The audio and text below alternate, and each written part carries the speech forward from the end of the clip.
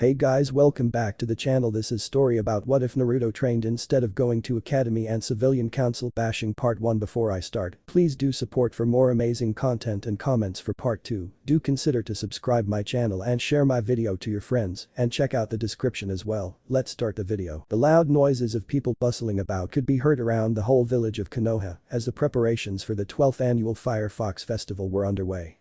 Stands were being erected, fireworks prepared and the 30-feet-high wooden contraption of the nine-tailed fox placed in the middle of the main plaza of the shopping district. All this was witnessed by a small blonde boy who tried his very best to blend into the background of the bustle to avoid the glares of fury and undiluted hatred he received on this day of the year, especially on his way to the Ninja Academy. Easier said than done when wearing an orange jumpsuit monstrosity that basically screamed, "I'm an easy target, please kill me." But one Naruto Uzumaki managed to do it anyway. Kami knows he had had more than enough experience in doing so. You don't escape punishment for most of your pranks if you don't learn how to hide within a crowd, even with the most hideous of clothing. And on most days the 12-year-old boy would revel over his ability to hide in plain sight. But most days wasn't his birthday. Not that he ever really got to associate anything overly pleasant with his birthday. After all, today was the 12th anniversary of his parents ditching him in the chaos of the Kyuubi's attack, the 7th anniversary of the caretaker at the orphanage throwing him out on the street, claiming that 5 years is old enough for a demon to take care of itself, not that they ever really cared for him. Not if you don't count forbidding him from playing with any of the other children as caring, anyway. Therefore one might excuse his less than usual amount of enthusiasm as he hurried down the street.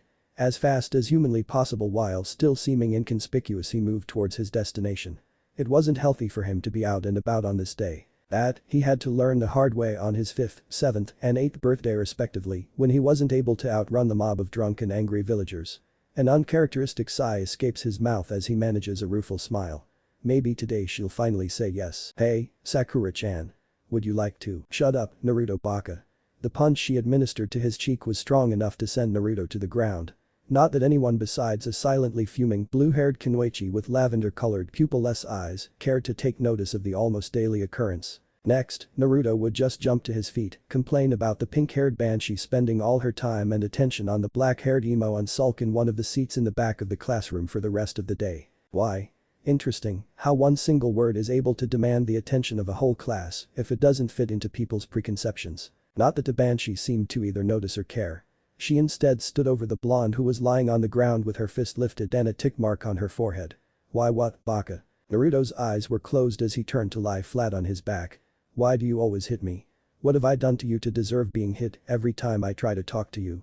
His voice was rather quiet and subdued, a stark contrast to his usual loud and energetic mannerisms. The shock over the fact that Naruto, the prankster king, loudmouth and certified idiot of Konoha, actually asked a sensible question was soon forgotten once Sakura found her voice again. "You actually have to ask that, baka. Because you keep asking me out on dates even though you know that Sasuke-kun is my one true love. I never asked you for a date." The silence following the simple answer was palpable and no one dared to move for risk of missing anything of the show taking place in front of them. Well, no one moved except for Naruto who stood up slowly and gifted Sakura with a look in the eyes she couldn't place neither here nor there. "I only ever asked you if you wanted to go eat something together." That statement hit Sakura harder than she would ever admit. Not that she liked Naruto, but his constant attention made her feel good, wanted, desirable.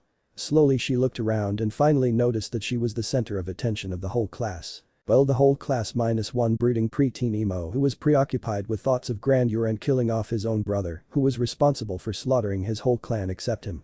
A shiver ran down Sakura's back as she could feel the attentive and judging gazes of her classmates on her.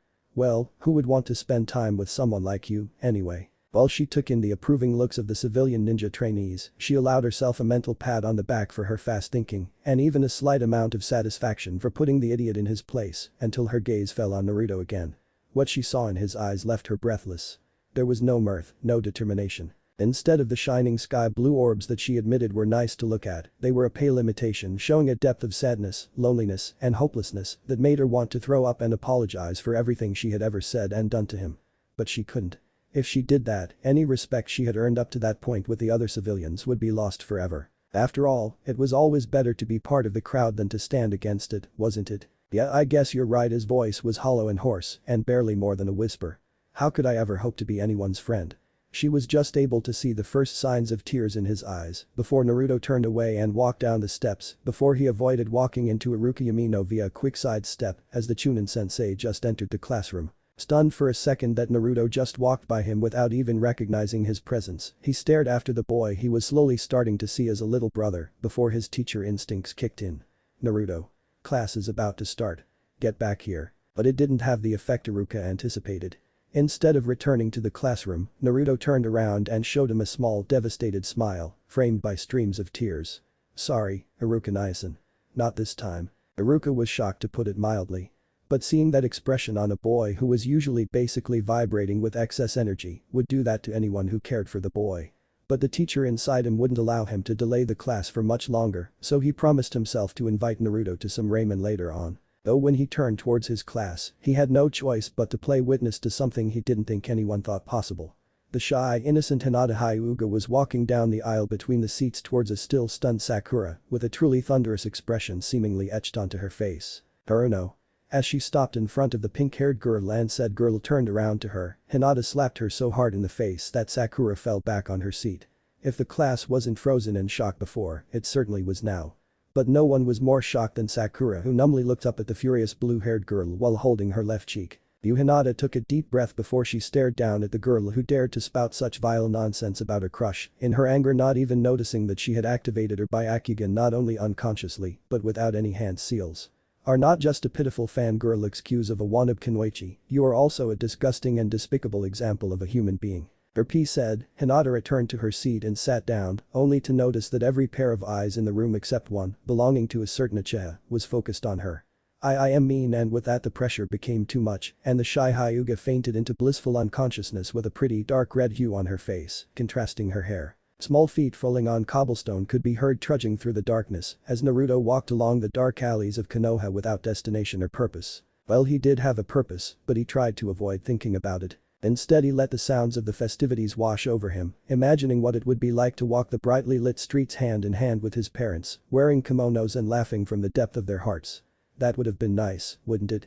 His whispered question dispersed in the wind in the empty streets. Another image of him playing the many different games with his classmates, having fun and enjoying each other's company came to mind, but that one quickly changed into him losing at every game and being laughed at again and again.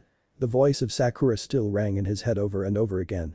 Yeah, who would want to spend any of their time with me anyway? I'm just Naruto, the dope, the idiot, the menace of Konoha, the demon, the Kyuubi brat. Yeah right, people would think if I really was the Kyuubi I would be able to fight back, wouldn't they? Another sigh with a mumbled idiots escaped his throat before he lifted his head to look at the lone figure standing before him in the middle of the street.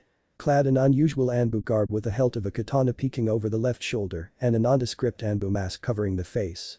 Silence reigned supreme before Naruto let out a dry laugh that had no business coming from a boy so young. Hello, Shy-san. Did you finally decide that it's time to come for me? Nobody could miss the barely hidden hope behind the mirth filling Naruto's voice, but the figure didn't seem to care. Danzo-sama says you're almost ready but just not quite there yet. The man said in a monotonous voice before moving his right hand towards his left shoulder. Naruto was just barely able to see the man flick his wrist before half his vision blacked out and Naruto fell to his knees, pressing his hands to his left eye while stifling a scream. While his lungs demanded the release and punished him with pain for barring the same, Naruto, while reveling in the thought of it all finally ending, would never give his tormentors the satisfaction of seeing him break. He's over here. I found the demon. If opening his mouth wouldn't have resulted in Naruto crying out his soul, he would have laughed about the fact that even while screaming the man's voice was still completely monotone. It didn't take long for the thunder of feet hurrying towards him to fill the streets, and with his last conscious act before pain became the only thing he could feel, Naruto showed the mob of rage and hatred his best cheeky grin to date despite the blood flowing down and between his fingers. Iruka was just short of full-out panicking. After class came to an early end so the children had time to prepare for the Firefox festival, he instantly made his way towards Ichiraku's ramen, assuming that would be where the blonde prankster would be, stuffing his face with his favorite food in an attempt to lift his spirit, only to hear that Naruto hadn't been there all day. Next he went to his apartment, if one could still call it that. The building, once a decent and nice one to live in, was run down and sprayed top to bottom with demeaning and spiteful graffiti. The windows were either broken or barred with wooden planks, and one wouldn't believe that anybody could ever live here. The state of the building was one of the reasons which had Iruka spurred to try to adopt Naruto over the last few years, but every time he tried the civilian council or one of the elders would find some kind of convoluted reason to block said try, but their last one being that Naruto was taken off the list of children up for adoption because the adopting family would be in danger of unforeseeable repercussions, that those repercussions would in all cases be instigated by hateful civilians, and ninjas with civilian background was simply left out of the explanation. But as Naruto wasn't in his apartment either, Iruka had to contemplate if he was willing to break his promise to Naruto and go to his secret getaway atop the Hokage monument, specifically the head of the 4th Hokage. Iruka had been there only once, about a year ago, when he was searching for Naruto because he was skipping class again. He had to promise him to never look for him there, as that was the only place he had ever had any reprieve from the glares of the villagers. In return, Naruto had to promise him to only go there when he wasn't skipping classes or hiding from his pursuers after a prank. But this time it was different. He had never seen such desperation and sadness in the boy's eyes before and had a disconcerting feeling nagging in the back of his mind, telling him that something bad was going to happen.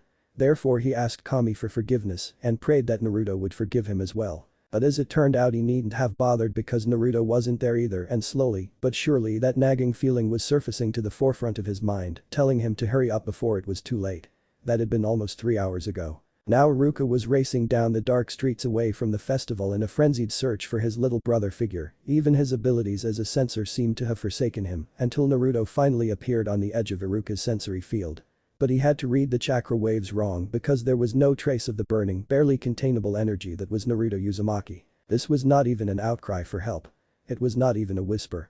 It was a whimper, a sigh, the last embers of a once raging fire that was about to die out completely. Faster than Iruka had ever moved before in his life, he raced across streets and over rooftops, only to find a small, mangled body in a dark side street, clad in the tattered and blood-soaked lumps of what used to be a glaringly orange jumpsuit. There were cuts and bruises all over his body, his right femur had broken through his skin and was visible for all the world to see, but his face was by far the worst. His sun-kissed hair was soaked and crusted over with blood, the right side of his face had swelled to proportions that made it unrecognizable, and a sword slash had carved a red line from his left eyebrow down to his cheek, taking his eye out in the progress. Naruto. Had Iruka been able to concentrate on anything besides the boy, he would have noticed the chakra signature of a ninja race away from the scene to report to his master that the mission had been accomplished. But he hadn't. He couldn't. Naruto. Nai-san. The weak voice that was barely a painful croak shook Iruka out of his stupor and made him lift up a small body that was way too light for a boy his age. Naruto. His voice rang with relief as he made his way as fast as he could towards the hospital. Am I ready now? Iruka almost tripped over when he heard the question. Had someone told Naruto he had to go through this to become a ninja? His mind raced almost as fast as his body, but without more information there was nothing he could do. Ready for what? Iruka had to strain his hearing to hear the hoarse whisper that was Naruto's voice. Danzo said, I'm not ready yet. His mind came to an abrupt halt as a fury spread throughout Iruka with an intensity he had never felt before in his entire life. But those flames were doused just as quickly with Naruto's next words. Am I finally allowed to die? The hope in his weak voice was palpable beyond belief and made Iruka almost double his speed in desperation. How could this accursed village treat its savior in such a way that he was asking for the sweet relief of death? Hiruzen Sarutobi was enjoying the festival with his family, his grandson Konohamaru riding on his shoulders, so his son Arashi and his wife Kira could walk arm in arm next to him. With a pang of sadness his mind wandered to Asuma, his second-born, who wasn't in the village due to his assignment as one of the 12 guardian ninja of the daimyo. Sometimes he regretted to be so demanding of his son that he basically drove him out of the village, but then again, he was sure that, had he pushed Asuma not as hard as he had, he never would have become a jonin by the age of 21. After the short bout of sadness he returned his focus back to the moment and smiled a soft smile as he could feel his grandson shift on his shoulders, trying to take in everything all at once. Are you having fun, Konohamaru? Shiram, Jiji. Was the immediate response of the child that unintentionally sent a massive wave of regret over Hiruzen that put a giant dampener on his mood as the wording of his grandson put a picture of the one other person he saw as his grandson before his eyes. Naruto, where should he even begin? His first mistake was actually honoring the last wish of his successor and tell both councils about Naruto being the Jinchuriki of the Kyuubi.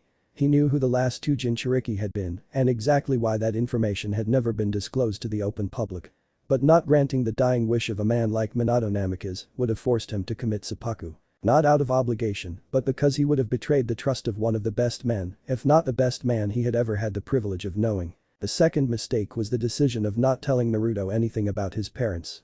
With good reason, he had once again told himself. Minato and Kushina had a combined bounty of over 2 billion ryo. Not just Iwa, but Kiri and Kuma would have done anything to see him dead. And because Naruto was a loudmouth and attention-starved to boot, he would have proclaimed his heritage across the village in a matter of minutes, and he wasn't naive enough to believe that the other villages didn't have spies in his village. Lastly, his third mistake was that he had included the civilian council into the workings of the village. First, a measure to help him with the overwhelming amount of administrative work after the Kyuubi attack, they soon used their new position to integrate themselves into the legal system of the village, and with backing from the elders Homura Midokado, Kaharu Utatane, and Danzo Shimura, there was nothing he could have done to counteract in time. Since then, they have used their power over the civilian legislative to basically give everyone who hasn't broken the statute of secrecy in their ploy to hurt Naruto a get-out-of-prison card. Hiruzen sighed deeply. If only he could turn back time and use his own life to seal the Kyuubi away. At least then Minato would have been able to defend his son. Hokage-sama. Hiruzen's head swirled to the left where one of his personal Anbu guards, this one wearing a stylized cat mask, appeared in a kneeling position to the left in front of him. What is it, Nico? The maelstrom resides within the kingdom of the slug. Within a moment, Hiruzen had placed Konohamaru with his parents and had shunted to the hospital where he raced by the reception towards the operation room that was reserved solely for Naruto. Well, not exactly for Naruto, but there were seals in place that only allowed the very few doctors in of whom he knew that they would treat Naruto and not try anything to worsen his health. Finally there, he saw something that did anything but elevate his fears of the situation. There, in one of the chairs next to the closed-off operation room, sat Iruka with both his head and his hair down, staring at his forehead protector he held in his blood-drenched hands. A closer look told him that it weren't just his hands that were red with blood, but his arms and vest as well. Iruka-kun. But the Chunin didn't seem to notice anything around him, he simply kept staring at the symbol on his forehead protector and let the first of many tears fall on the cold metal. Seeing as he had not been heard, Hiruzen knelt before him and put a hand on Iruka's right shoulder. Iruka. Finally, Iruka looked at him and the smallest spark of recognition appeared in the younger man's eyes. What happened? Iruka took a shuddering breath and straightened his back, as to which Hiruzen rose to his full height again. I can't say for sure. Iruka moved his protector in such a way that the ceiling tile right above Hiruzen was visible in the reflection of the shiny metal. But the minuscule widening of his eyes, Hiruzen snapped with his fingers, and a moment later the sound of metal slicing through flesh and bone could be heard. Another moment later, Nico appeared with a cloth in her left hand which she used to wipe the blood off her blade. It is done, Hokage-sama. With a nod of the Sandaime Hokage, the Anbu guard vanished back into the shadows and left the two men to their conversation. With another steadying breath, Iruka nodded and continued his report. But my best guess is that a mob led by one or more of Danzo's root operatives got a hold of him. Another few tears fell on Iruka's lap while Hiruzen tried to keep his stony expression. How do you know it was Danzo? While his exterior was the perfect image of a calm and collected leader, Hiruzen's voice held a rather noticeable angry tremor to it. Iruka shuddered again. He told me that Danzo didn't think he was ready yet before he fainted due to blood loss. This time an angry growl escaped the aged Hokage's throat. How did they get past the Anbu guards I stationed outside his apartment? Hiruzen wouldn't have thought someone could look any more devastated than Iruka before he had asked his question, but apparently Iruka knew how to trump even that with slumped shoulders, desperation etched into his face, and dark brown eyes that basically screamed that he would never be able to forgive himself. I don't think they did. There was an altercation before class today that involved Naruto and Sakura Haruno. I had just entered the room when Naruto walked by me with an expression that showed deep hurt and desperation. I wanted to go after him, but I am a teacher not just to Naruto, but to the rest of the class as well. And so I told myself that I had time, that I would catch up to him later and invite him to Ichiraku's. So, when class ended I went there only to be told by Am and Tucci that they hadn't seen him all day. I thought unusual, but maybe he just went home to vent his emotions, so I went there, only to find the same. No sign of him. After waiting for a bit Iruka coughed a bit and after a few deep calming breaths he continued. I broke my promise to him. I went to his secret hiding spot to look for him only to come up empty again. And then I just searched the whole village for the next few hours. Hiruzen lifted an eyebrow in disbelief. He avoided your censor abilities. A low chuckle escaped Iruka's throat at the thought that came to him while he was searching for his younger brother figure. He might just be a prodigy yet, Hokage-sama. My best guess is. He didn't want to be found. And not just by his pursuers, by anyone. His body shook again with sadness and regret and another bout of tears escaped the young man's eyes. Hiruzen and suddenly the gravity of the situation was multiplied by the dozen. The aged Hokage had given Iruka permission to call him by his given name in private years ago, but never, not a single time, had Iruka ever used his name. It lacked the proper amount of respect he was due, he had said. He asked me if he was finally allowed to die. A soft gasp could be heard in the silence that ensued, but no one seemed to notice it. I think he went out there tonight to commit suicide by proxy. Finally the stony exterior of the Hokage broke with a sharp intake of air before tears started rolling down his face. How could he have let things come this far? How could someone so bright and happy, and finally it clicked. Naruto had never been as happy as he led others to believe. How could he have been? His grandfather was way too busy to spend much time with him. His older brother was a teacher and had seldom any time to himself. The Ichirakus owned a two-man stand and had to run the business almost 24 hours a day to keep it afloat. They lost a massive amount of customers because they allowed him to eat there and talk to him. Naruto had created a mask to keep them from worrying about him, and they all fell for it. And Hiruzen didn't want to hear anymore. The situation was already bad enough as it was. But he had to, and so he let Iruka continue. I'm afraid that he might get his wish. Hiruzen, he has broken bones, heavy bruising, stab wounds, and then he lost his left eye. Hiruzen. But Iruka's rage was short-lived and only all too soon replaced by self-loathing. What happened to us, Hokage-sama? We were once Konoha, the first of the hidden villages, founded on the principle of camaraderie and collaboration. And this little innocent boy with a heart of gold saves and protects us every single day, every single moment that he lives and breathes, and how do we repay him?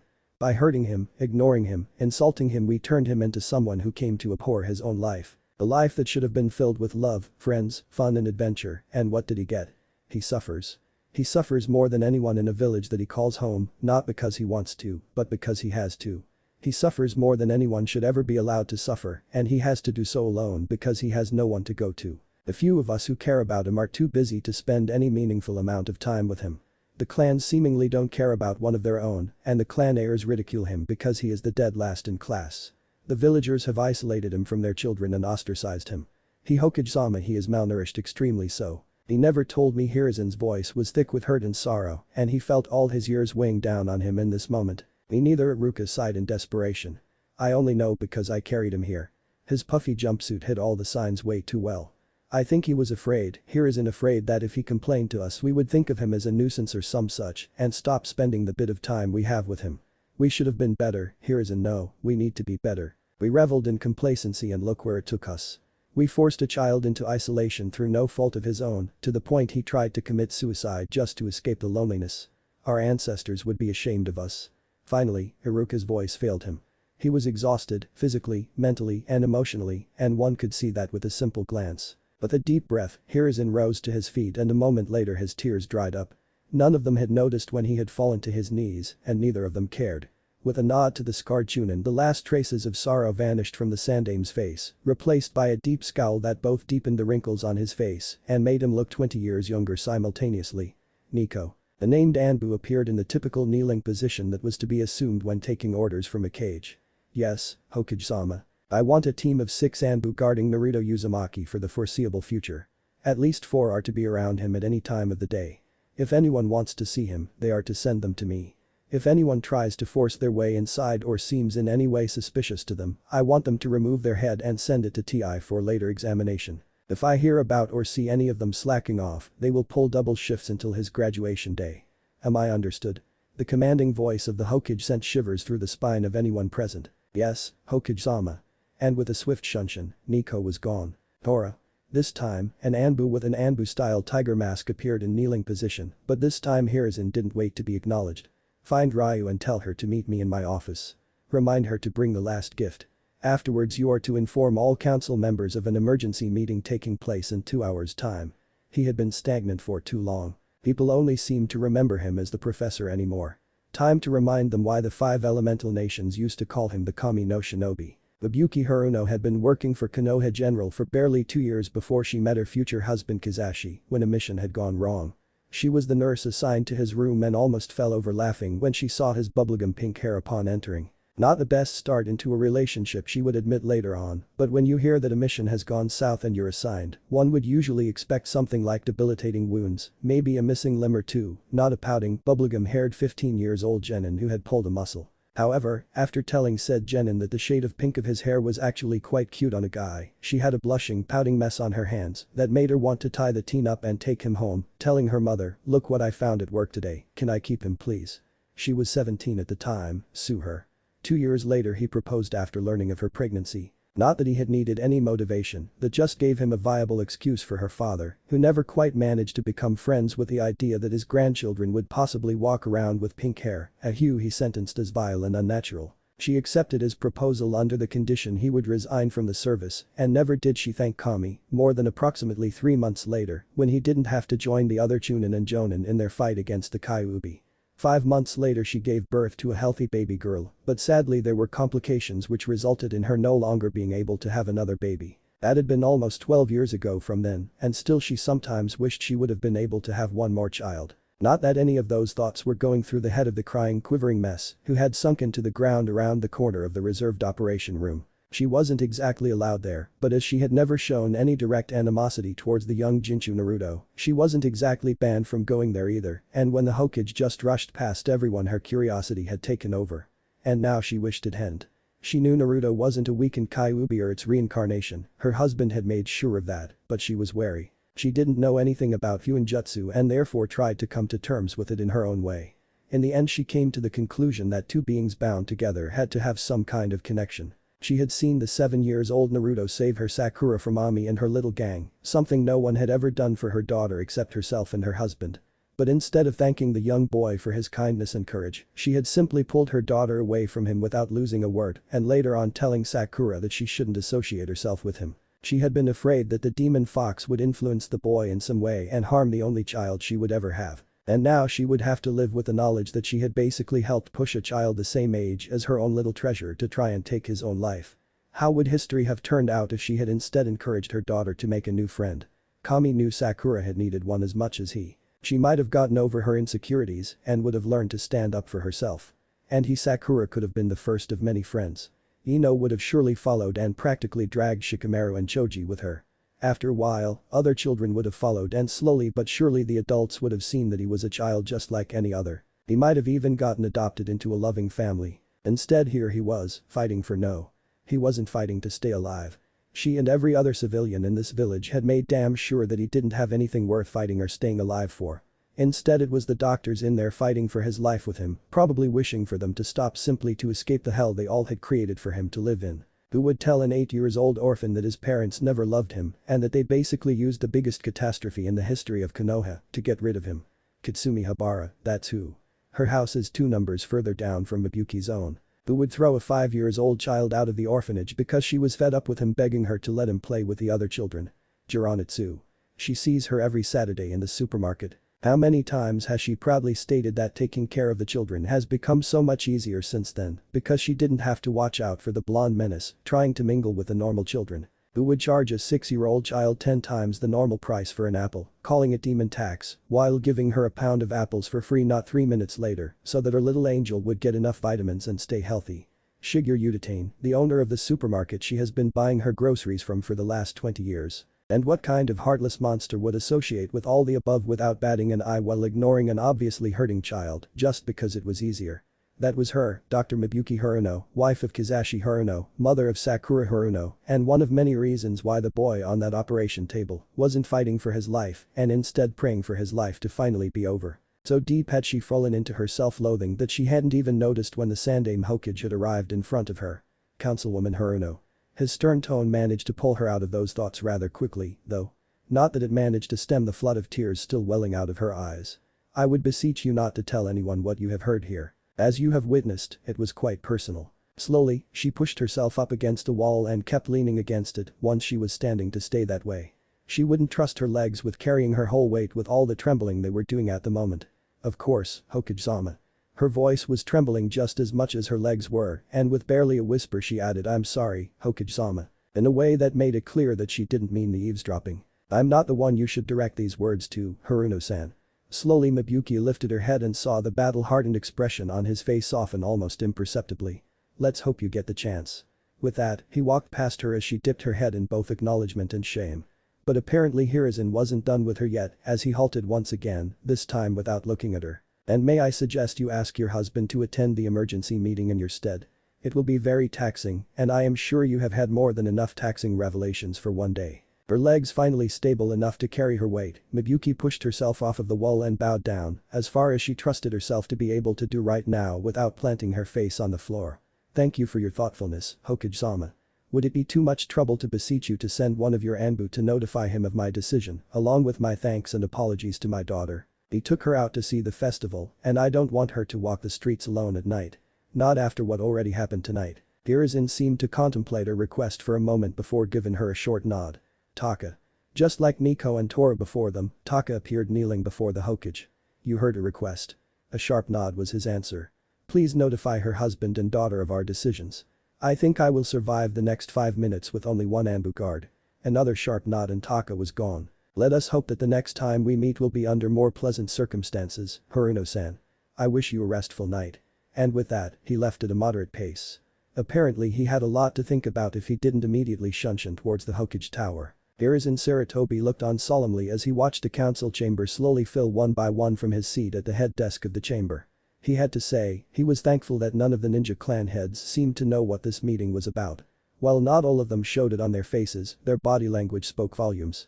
Even Hiashi Hyuga was no exception. Hiruzen had to fight down an oncoming snort. All-seeing eyes. Sure.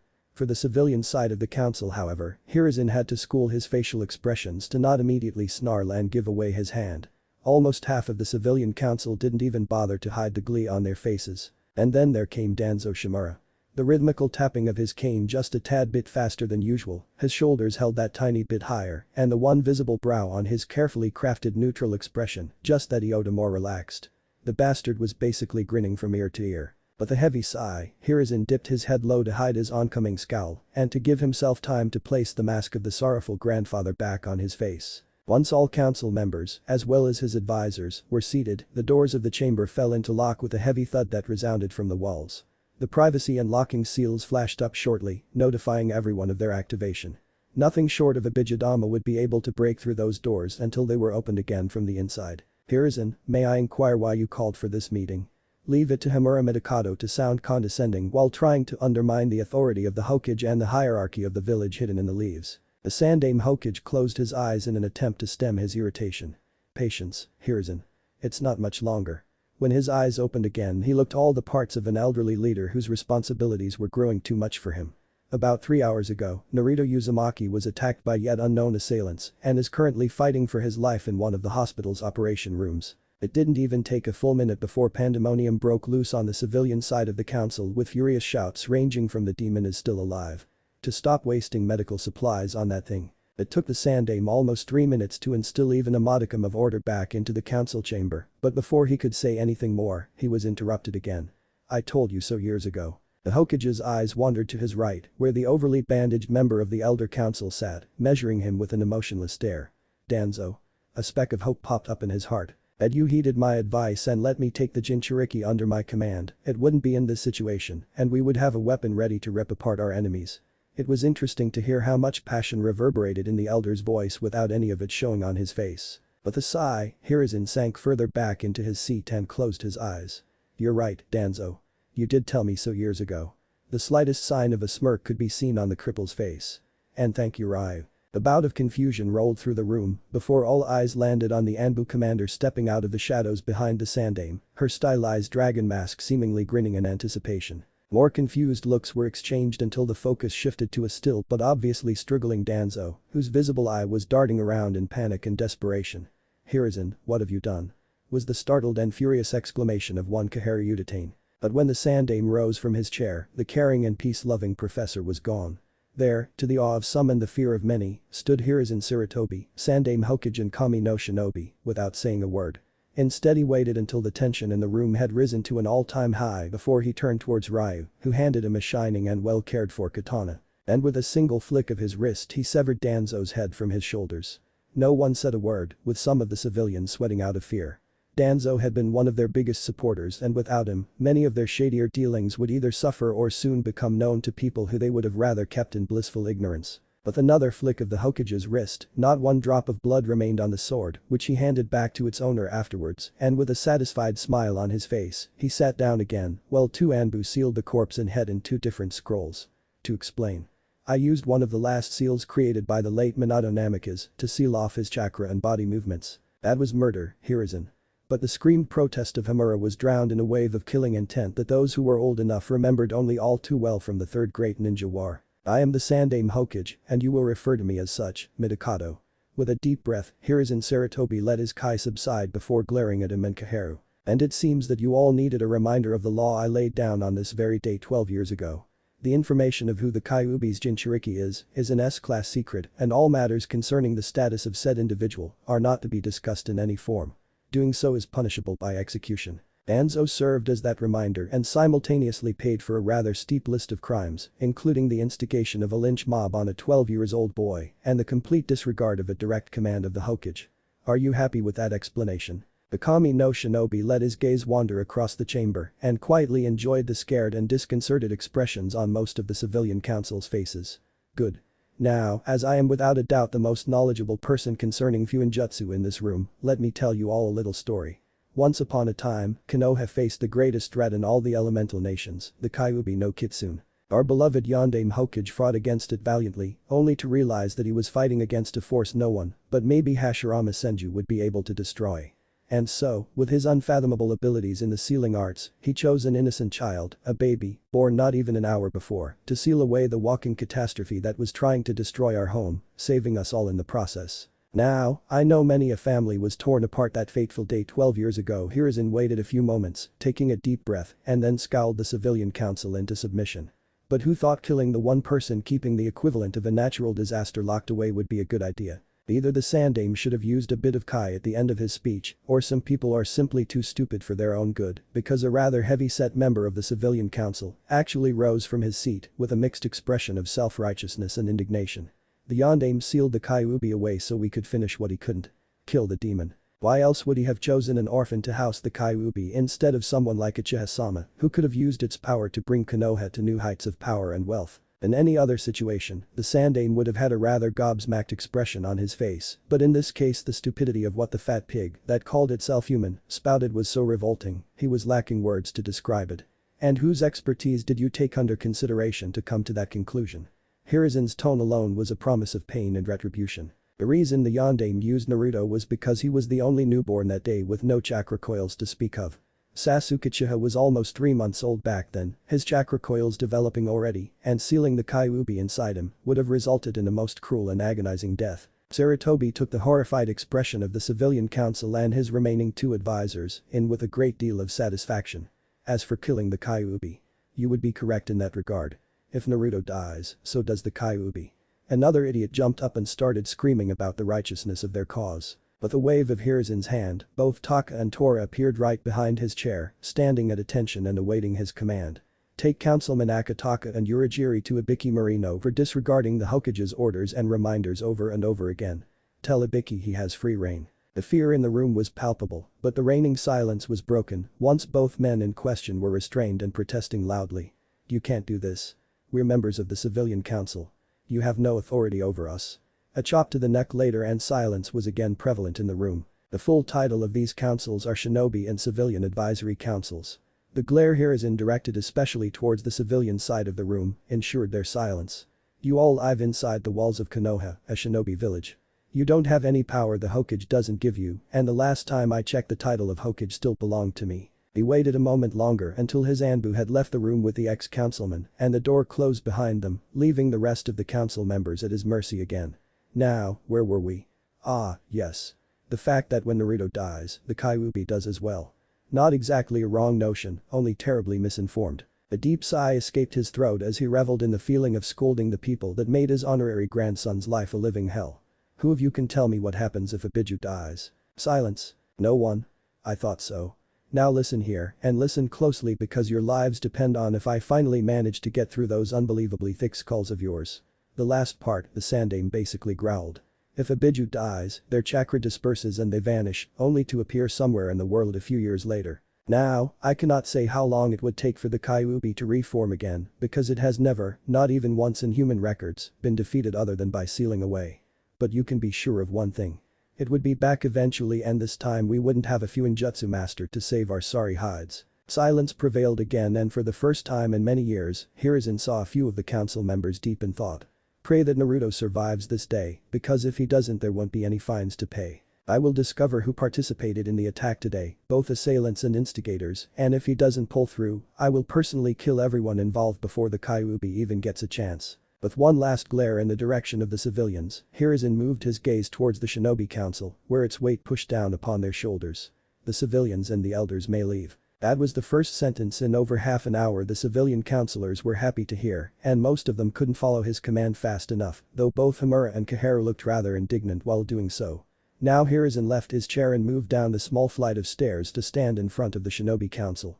Who of you knows or at least suspects who the boy's parents were? Slowly, Shikaku Nara, Choza Akimichi, Inoichi Yamanaka, and Shibi Aburam rose from their seats, shortly followed by Tsumin Yuzuka and Hiashi Hyuga. With a nod from Hiruzen, the named clan head sat down again.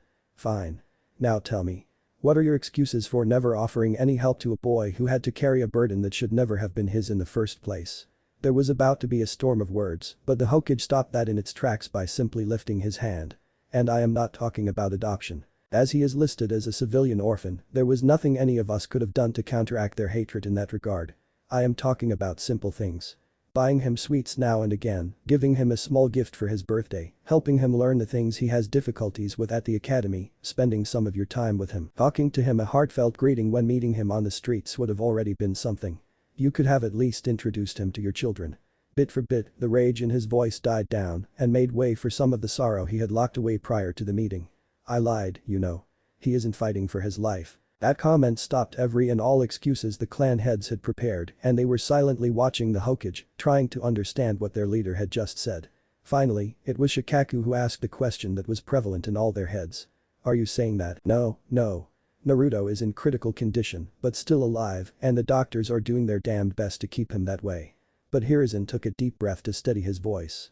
And while he was standing upright and his face set in a stoic expression, he couldn't keep his tears from flowing once more.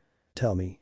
How would you react if your child asked you if they were finally allowed to die? A shocked and stunned silence was his answer in case of Hiashi Hyuga, while most of the other clan heads looked at Hiruzen with haunted horror in their eyes.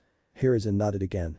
While Naruto was in fact attacked and almost killed by a mob of villagers, Iruka Yamino and I came to the conclusion that it was Naruto who sought the mob out in hope of escaping his personal hell we call our home. We starved that young and innocent boy of basically everything that makes us glad to be alive and left him with the worst humanity has to offer.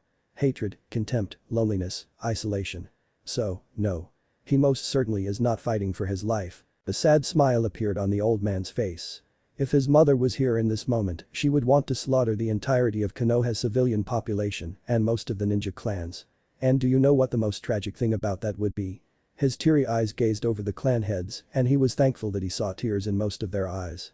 Even Hiashi's eyes were slightly misty. The most tragic thing about that would be that I would have the privilege to see and speak to one of the finest women to ever live for one final time and wouldn't be able to name even one reason why she shouldn't do exactly that. Because we would deserve it. Because we managed to push her son, the son she gave up her own life for, so far that he hates nothing more than to be alive. Now please excuse me, I have certain things to prepare in case a 12-year-old boy does not survive the next few hours. With that, Hiruzen turned on the spot and walked towards the doors which opened and this time stayed that way. The meeting was officially over. Slowly, Shikaku and the other clan heads rose to their feet to leave and get back to their families. Funny enough, it was Hiashi who halted at that thought. He never wanted to hear our excuses or justifications. He simply wanted us to know what our inaction has caused. With a frustrated growl, Hiashi clenched his teeth and his Byakugan reacted to his anger. Damn the clan elders. I will not break my last promise to Hitomi just because those arrogant fossils think the world should bow to their every whim and desire. With a determination he hadn't felt in almost 8 years, Hiashi left the council chamber. He had elders to deal with and daughters to beg for forgiveness. Sakura was miffed. The day before had decidedly not been her favorite day of the fox of her life. It wasn't just that Naruto of all people, managed to make her feel like the worst scum in the world, or that shy and silent Hinata chose that day to grow a spine and publicly humiliate her. No, that was just the start. She was just enjoying the festival when an Anbu appeared out of nowhere and told her father that he had to attend a council meeting because her mother was indisposed. She didn't know exactly what her mother understood under the term indisposed, but it couldn't have been anything too aggravating because when she came home, she saw her sitting in her favorite recliner with a glass of wine in her hand. There had been an uncomfortable silence until her mother asked her how her day had been. Sakura hadn't been able to shake of the feeling her mother knew, or at least had an inkling of, what happened because when she omitted the part where she basically told Naruto that he would be alone his entire life, there was an expression of equal parts disappointment and regret in her eyes. After that she just took another sip of wine, closed her eyes and leaned back into her recliner. After that, nothing. She didn't get any explanation of what was going on or why she wasn't allowed to attend the rest of the festival. Sakura halted for a second when she heard a whispered conversation of how they finally got the demon and good riddance, but didn't pay it any more attention in her agitated state. And then there had been her nightmare. She was happy. She had achieved everything she had ever dreamed of. Once puberty had hit her in full force, she had filled out nicely, and while she wasn't as big as her mother in her chest area, she was content with what she had. Sasuke had also proposed to her once he, with her help of course, had managed to overcome his hatred for his brother and his depression over losing his entire clan. She had even managed to rekindle her friendship with Ino once it was obvious that Sasuke was off the market. She was a kick-ass kunoichi, the best of her entire generation in fact, and the best news of all. She was pregnant with the combination of hers and Sasuke's love. Life was good. No, it was better than good. It was perfect. So why was there that small voice in the back of her head that constantly told her she was forgetting something? No, not something someone. The creaking of a seesaw reached her ears. When had she arrived at the playground she used to go to as a child? She looked around and was taken aback a bit. Everything seemed so gray. There was that creaking sound again. It didn't take her long to find the single speck of color in this gray world. There he was. A boy, maybe 12 or 13 years old, trying to ride a seesaw alone. She knew the boy. But for the life of her, she couldn't remember his name. And why did she feel so ashamed of herself for forgetting someone so bright, kind, inspiring? He had been the reason she was so confident in herself. Without him she shuddered at the thought. How had she been able to forget someone like him? She was just a few steps away from him when he finally gave up and turned towards her. Hey, Sakura-chan. She was frozen in place. He had never sounded so meek, so vulnerable, so defeated. Naruto wasn't like that. Naruto was Naruto. The blonde boy gave her a small smile and a nod in affirmation, but something wasn't right. It had been almost 15 years since the last time she saw him and 15 years. Why hadn't she seen him for almost 15 years? No matter. He looked the same. The same way he looked the last time she saw him. He was a boy. Why didn't he grow up? Why are you happy, Sakura-chan? This simple question threw her for a loop. Was she happy? Of course she was happy. She had everything she ever wanted in life. She had a career, friends, a loving family. She was going to be a mother. How could she not be happy? But there was this voice again, telling her that something was wrong. So terribly, terribly wrong. Naruto, why haven't you grown up? At first there was a small expression of shock on his face until it made way to sadness and resignation.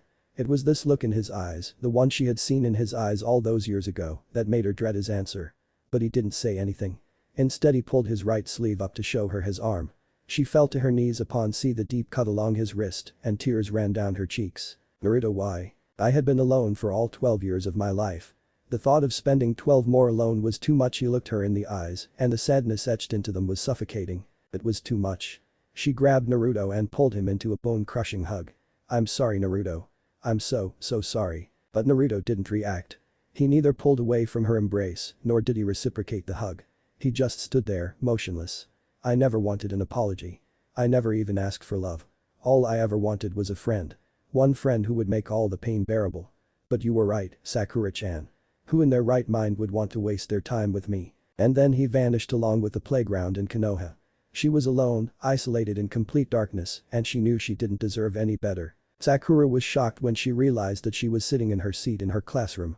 I must have walked here on autopilot. She was even more shocked when Ino was looking at her with what looked like genuine concern. You alright, Sakura? You were spacing out there. No-chan, huh? When she remembered how she had treated one of the only people who still used that affectionate suffix with her name, she felt even worse than before. She sighed and looked Ino straight in the eyes when she answered. Not really, but there is nothing you can do to help. Still, thanks for asking, Ino. Sakura even managed a small smile to the bafflement of everyone who witnessed their verbal exchange. Sakura, Haruno and Ino Yamanaka were conversing without screaming and insulting each other. What would be next? The two of them stopped fighting over Sasuke's non-existing affection. Ino, though a bit surprised as well, returned the smile and let the subject lie. But that unexpected issue out of the way, Sakura started to look around the classroom, scanning for the other blonde of their generation, only to come to the conclusion that he wasn't there yet. Guess he's running late again. She couldn't deny that even her thought sounded desperate. She needed to see him, talk to him. She needed to apologize. All her thoughts came to a halt when the door opened and a clearly sleep-deprived Iruka entered the room. No, Iruka-sensei, what the hell happened to you? Kiba Inuzuka was many things. A loudmouth, a braggart, a self-proclaimed alpha male. But subtle, he was not. Nothing. The monotone answer and the slight cough preceding said answer did nothing to elevate Sakura's fears. No, Iruka-sensei, the only reason Hinata's stuttering wasn't drowned by the usual background noise of the class was because there was no background noise. The children were still too stunned by the disheveled appearance of their usually impeccable teacher. Iruka's exhausted eyes slowly moved to the blue-haired girl at the back of the room. Where is Naruto-kun? After a shuddering intake of air and a succeeding sigh, Iruka leaned against his desk, seemingly contemplating his answer while staring at his feet. Then his eyes wandered upwards, only stopping for a single moment when they glanced over Sakura, and when they reached Hinata he simply answered. He's in the hospital. Before anybody could even wonder what Naruto had done this time to end up there, Sakura had bolted out of her seat, almost unhinged the door when she threw it open, and raced out of the classroom with Hinata hot on her heels. A heavily breathing Sakura and a barely winded Hinata barreled through the entrance of Konoha General and almost smashed into the receptionist's desk.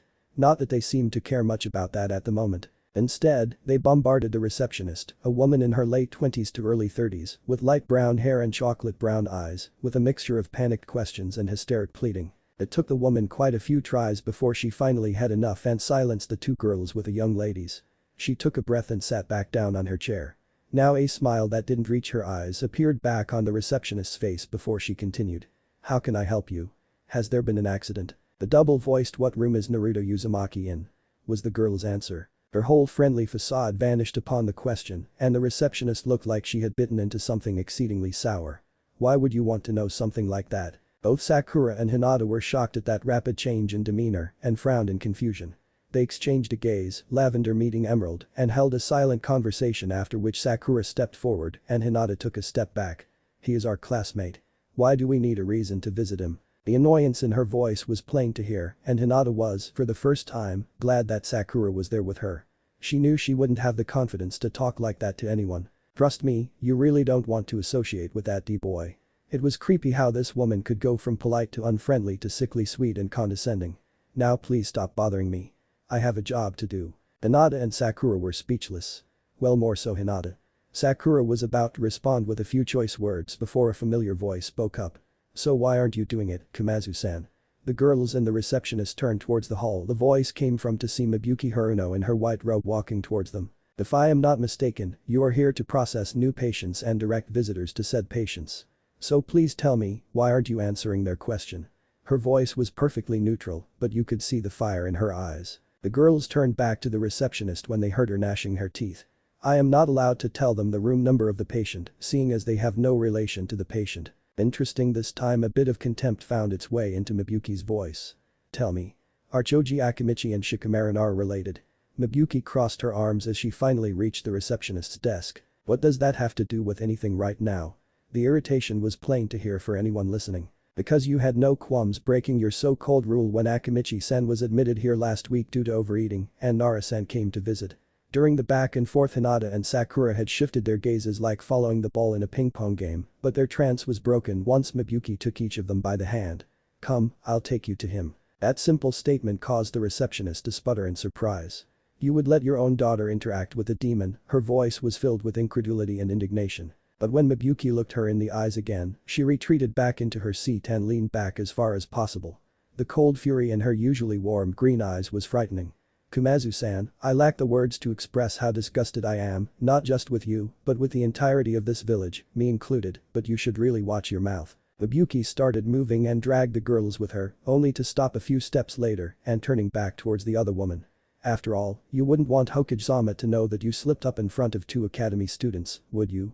The receptionist blanched rapidly, and the last Sakura saw of her was her looking around frantically before they took a turn and a wall obstructed her view. Mom? They had been walking for over 2 minutes before Sakura was able to find her voice again.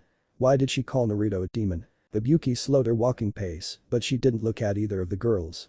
I'm sorry, Sakura-chan, but I am not allowed to talk about that. Sakura's eyes went wide before she turned towards Hinata, who returned her look of confusion and befuddlement. What do you mean you are not allowed? Why would you not be allowed to talk about him? Again, her mother did not look at her and instead led them around another corner where they saw a door guarded by 2 Anbu at the end of the hall. Once there, Miyuki let go of the girl's hands and bowed politely. Nico-san. The Anbu with the cat mask gave her a short nod. Haruno-san. My daughter and Hinata Hyuga wish to see Naruto Uzumaki. Nico nodded again and moved next to Miyuki to look at the girls. Hokage-sama has decreed that anyone who wants to visit Naruto has to be approved by him personally. Sakura and Hinata were only able to stare in surprise at the Anbu. What had happened to justify that much security? Do you wish me to take you to him or do want to walk there by yourselves? Hi. All eyes were on Hinata, who had clasped her hands in front of her and bowed as deep as she could. Please take me to Hokage-sama. It took Sakura a few seconds to reconnect the synapses in her brain over the fact that Hinata had almost screamed her agreement, but once she processed the question she bowed as well and surprised everyone with a subdued please. Nico nodded and stood between the two girls, but before they vanished, Mibuyuki knelt down and hugged her daughter. Whatever you come to know today, please know that I love you and that I am sorry. Mom? But before she or Mibuyuki could say anything else, Nico, Hinata and Sakura vanished in the typical fashion of the Shunshin. A heavy sigh escaped Hiruzen as he regarded the mountains of paperwork on his desk. Just another one on the endless list of reasons why Naruto had to suffer so much. His gaze wandered and once it reached the windows behind his desk, it fell on the white building in the distance where Naruto was lying. He had been absolutely elated once the head surgeon had told him that his not really grandson would survive with almost no physical handicaps. Well, almost can make one hell of a difference. Just like Iruka had said, he had lost his left eye. Hiruzen lifted the folder in his hands so that it obstructed his view, and the expression of rage and disgust was quickly squashed by a desperate flicker of hope. Maybe there could result something good from this whole ordeal. I will ask him if he wants one of Danzo Sharingan as a replacement for his lost one. At that thought, he faltered. What should he tell him? Should he tell him that the Yondaime Hokage, the one person Naruto idolizes above all else, sealed the Kyuubi inside him to save the same people that tormented Naruto all his life? Should he tell him that the Yondaime was his father? The father he never would get to meet because he had sealed the greatest menace known to the elemental nations into his own son. Should he tell him that he housed the very thing that killed his parents? How would I even start? Hello Naruto. I know your life has been horrible and most of that is my fault, but please don't try to kill yourself again. Or maybe hello Naruto. I'm sorry that you lost your eye. Would you forgive me faster if I gave you a really useful replacement? How about hello Naruto? Would you like me to personally train you so you can one day risk your life to protect the same people who have hated you all your life due to no fault of your own? Hiruzen sobbed at the thought. Did Naruto even want to be Hokage? Or did he just say that to amuse him or to make him proud of him? Did he actually like ramen or was it just the only thing he got to eat short of salvaging food out of dumpsters? What did he even know about the person he saw as his own grandson? A knock on the door brought Hiruzen out of his musings and he turned his chair around before straightening his back. Enter. The door to his office opened and he saw Nico lead Hinata Hyuga and, to Hiruzen's surprise, Sakura Haruno in front of his desk. Hinata Hyuga and Sakura Haruno wished to visit Naruto Uzumaki. And with a nod of her cage, Nico vanished again in a small cloud of smoke. Patiently, Hiruzen studied the two girls in front of him in the silence of his office. One, a nervous clan heiress with self-doubts and confidence issues who, despite that, decided to forego all that to check up on a boy she barely knew. The other, a fangirl with serious self-worth issues who is susceptible to peer pressure and to some degree responsible. Hiruzen stopped that thought right in its track. I can't fault her for a situation that has been 12 years in the making. She was just the catalyst. Why do people call Naruto a demon? Hiruzen looked at Sakura surprised. And he wasn't the only one. Hinata and surprisingly Sakura herself seemed just as surprised by her question as he was. How am I supposed to answer that? Another lie, just for them to lose faith in me once they find out about it. Another lie of omission. I am sorry, but that is a secret. Or, Sakura didn't know why she had asked that. She wanted to know what had happened to Naruto, why no one was allowed to see him if he tried to, but instead she had asked this. Why? With a sigh from the Hokage she lifted her eyes off of her feet and looked at the aged man. Can you tell me when Sasuke-kun's birthday is? 23rd of July. The answer had left her mouth before she had any time to think about the question. But the nod the Hokage continued. And no chance. Now, Sakura hesitated a bit. That question simply brought way too many happy and conflicting memories to the front of her mind. 23rd of September. Another nod and another question, this time with a hand gesture towards Hinata. How about Hinata-chan? This time she frowned, both in confusion about these questions and in an effort to remember. 27th of December. She sounded far less sure now. But the small smile adorning his face, the Sandaime nodded a third time and leaned back in his chair with a heavy sigh. And how about Naruto-kun? All traces of the smile were gone with this question. All that showed on the old man's face was regret now. And Sakura came up short. She didn't know. She prided herself over her knowledge and remembered basically everything she got her eyes on. She didn't have an eidetic memory, but her parents liked to joke about her steel trap of a mind. I don't know. I'm not his friend. Another sigh and this time the girls could see a tear run down his face. Are you friends with Hinata-chan? Sakura looked to her left where Hinata stood, almost forgotten by her and seemingly ignored in their little game of question and answer, but she didn't seem to mind and instead returned the look Sakura gave her with a silent question of her own. Not really, no. Hinata didn't seem either hurt or surprised by her answer, which, in turn, hurt and surprised Sakura more than she thought it would. Then how come you know her birthday? Did she tell you? Did she invite you to a celebration? Sakura stopped again. It was both embarrassing and a point of pride for her. I am rather observant. I try to take in every detail I can come across, and on her birthday when she opens her bento, she always has a bright smile on her face. I thought maybe someone she cares about put something she really likes in it every year on her birthday. The Hokage and even Hinata looked impressed at that admission, and Sakura allowed herself a small but proud smile. But that vanished just as fast as it had appeared with the next question. And what do you know about Naruto-kun? But before she could really start, the Hokage stopped her with a hand gesture of his. And I am talking about what you know. Not what the villagers say, not what the rumors claim. I want to hear what you know about Naruto Uzumaki. But Sakura stopped. An idiot. She stopped again. Ramen and pranking. Wants this time, she faltered. To be Hokage. Does he? Really? She shuddered at the memory of the empty, defeated look he gave her the day before. He is always alone. In class the teachers and we students either ridicule or ignore him. I have seen him get thrown out by teachers for reasons like disturbing the class when he was doing nothing, only for us to be told about stuff we need to know for the exams afterwards. He likes. Sakura took a deep, shuddering breath before continuing. He says his favorite food is ramen, but he sometimes had a look on his face when he saw us take out our bentos, as if having one of those was the greatest wish of his life. I haven't seen him during recess for more than 3 years since the last time I saw that look on his face. As she looked up at that moment, she would have seen the hands of the Hokage trembling. He seemed to restrict himself from lashing out at something, but out of anger or sadness, he himself wouldn't have been able to tell. Probably a mixture of the both. But she did not look up and therefore did not notice what kind of effect her words were having on the aged man.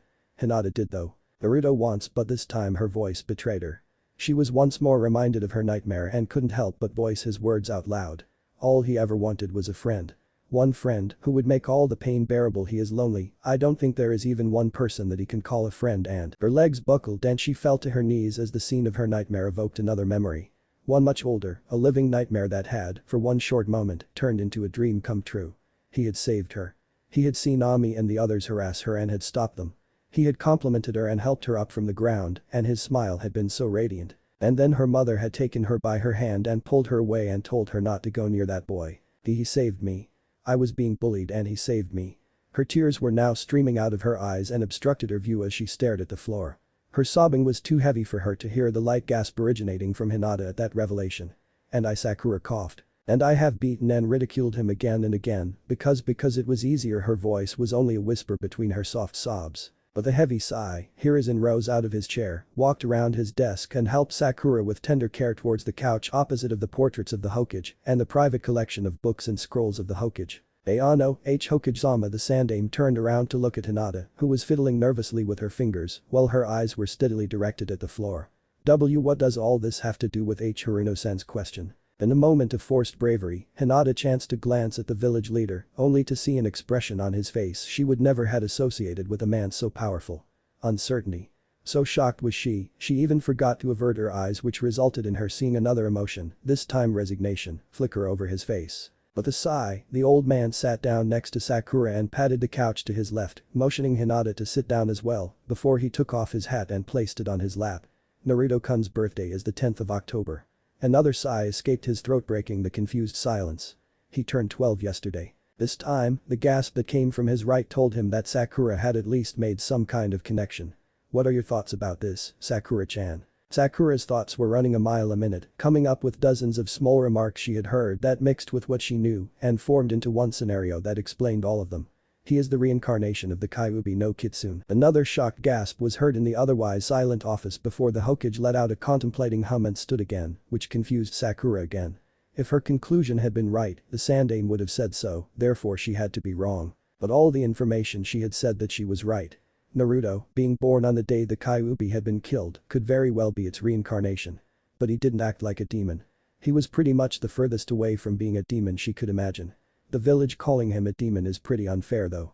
He obviously doesn't remember anything. I mean, if he was a demon again, she saw before her so many times she belittled him and beat him up, which caused a few more tears to fall.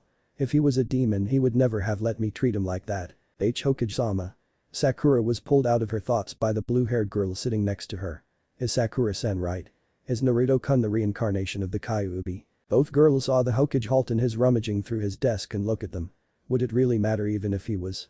That comment stopped all their silent doubts instantly, while the man seemingly found what he was looking for and walked around the table back to them where he remained standing in front of the couch this time.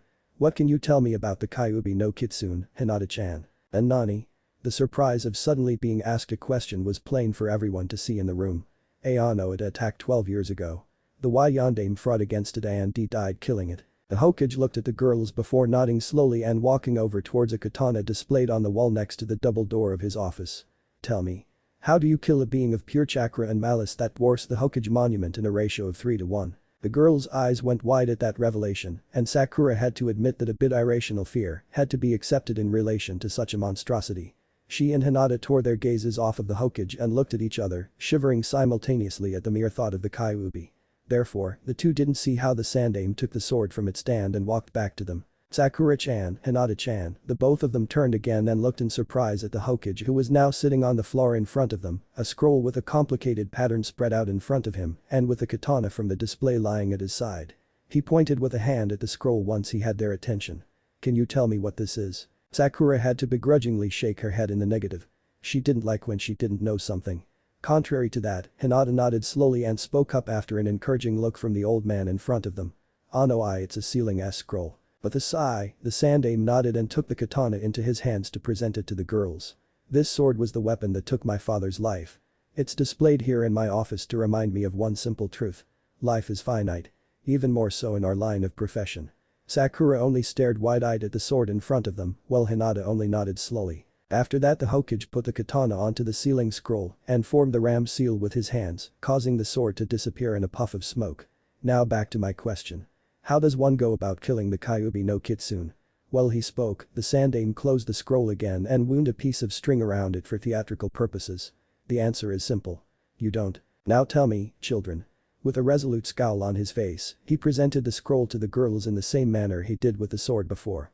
Was this scroll used to kill my father? Beep beep beep. The sounds of the machinery was the only thing breaking the silence as 3 pairs of eyes were locked on the few patches of skin visible on the bandaged face of the boy lying there motionless and covered to his chin with a thick blanket on his bed in the hospital. One pair was filled with regret, one with tears and disbelief, and one with horror. Naruto-kun. On his 7th birthday a mob of villagers got to him and beat him to a pulp before an Anbu patrol could interfere. After that I had to forbid him from leaving his house on his birthday for his own safety. Tears were now rolling down Hiruzen's cheeks, too. Of course Naruto, being Naruto, ignored me and sneaked out on his 8th birthday. That time they broke both his arms and his left leg before any Anbu could arrive. I knew I had to do something from preventing him to do something like this again, so I offered a compromise. He can go to the academy and Hiruzen coughed dryly before he could continue. And enjoy school before he has to go back home and not leave until the next day. I even stationed 3 Anbu nearby to keep him safe. His voice wavered and before he could lose control of his legs, he moved to the left of Naruto's bed where he sat down in the prepared chair and stared at Naruto's closed remaining eye. Other children get to spend their birthday with their family, celebrating and having fun, but I never even bothered to think about what I would do to him by imprisoning him in his own home on the one day he should have the privilege to feel like any other child. No, he was safe and that was all that mattered. Hinata was crying harder with every word that Hiruzen spoke, while Sakura wasn't even listening to him. No, no, no, no, this can't be Naruto. Naruto is loud and brash and can't sit still for more than 2 minutes. This can't be true. This has to be a prank. Yes, a prank. That's it.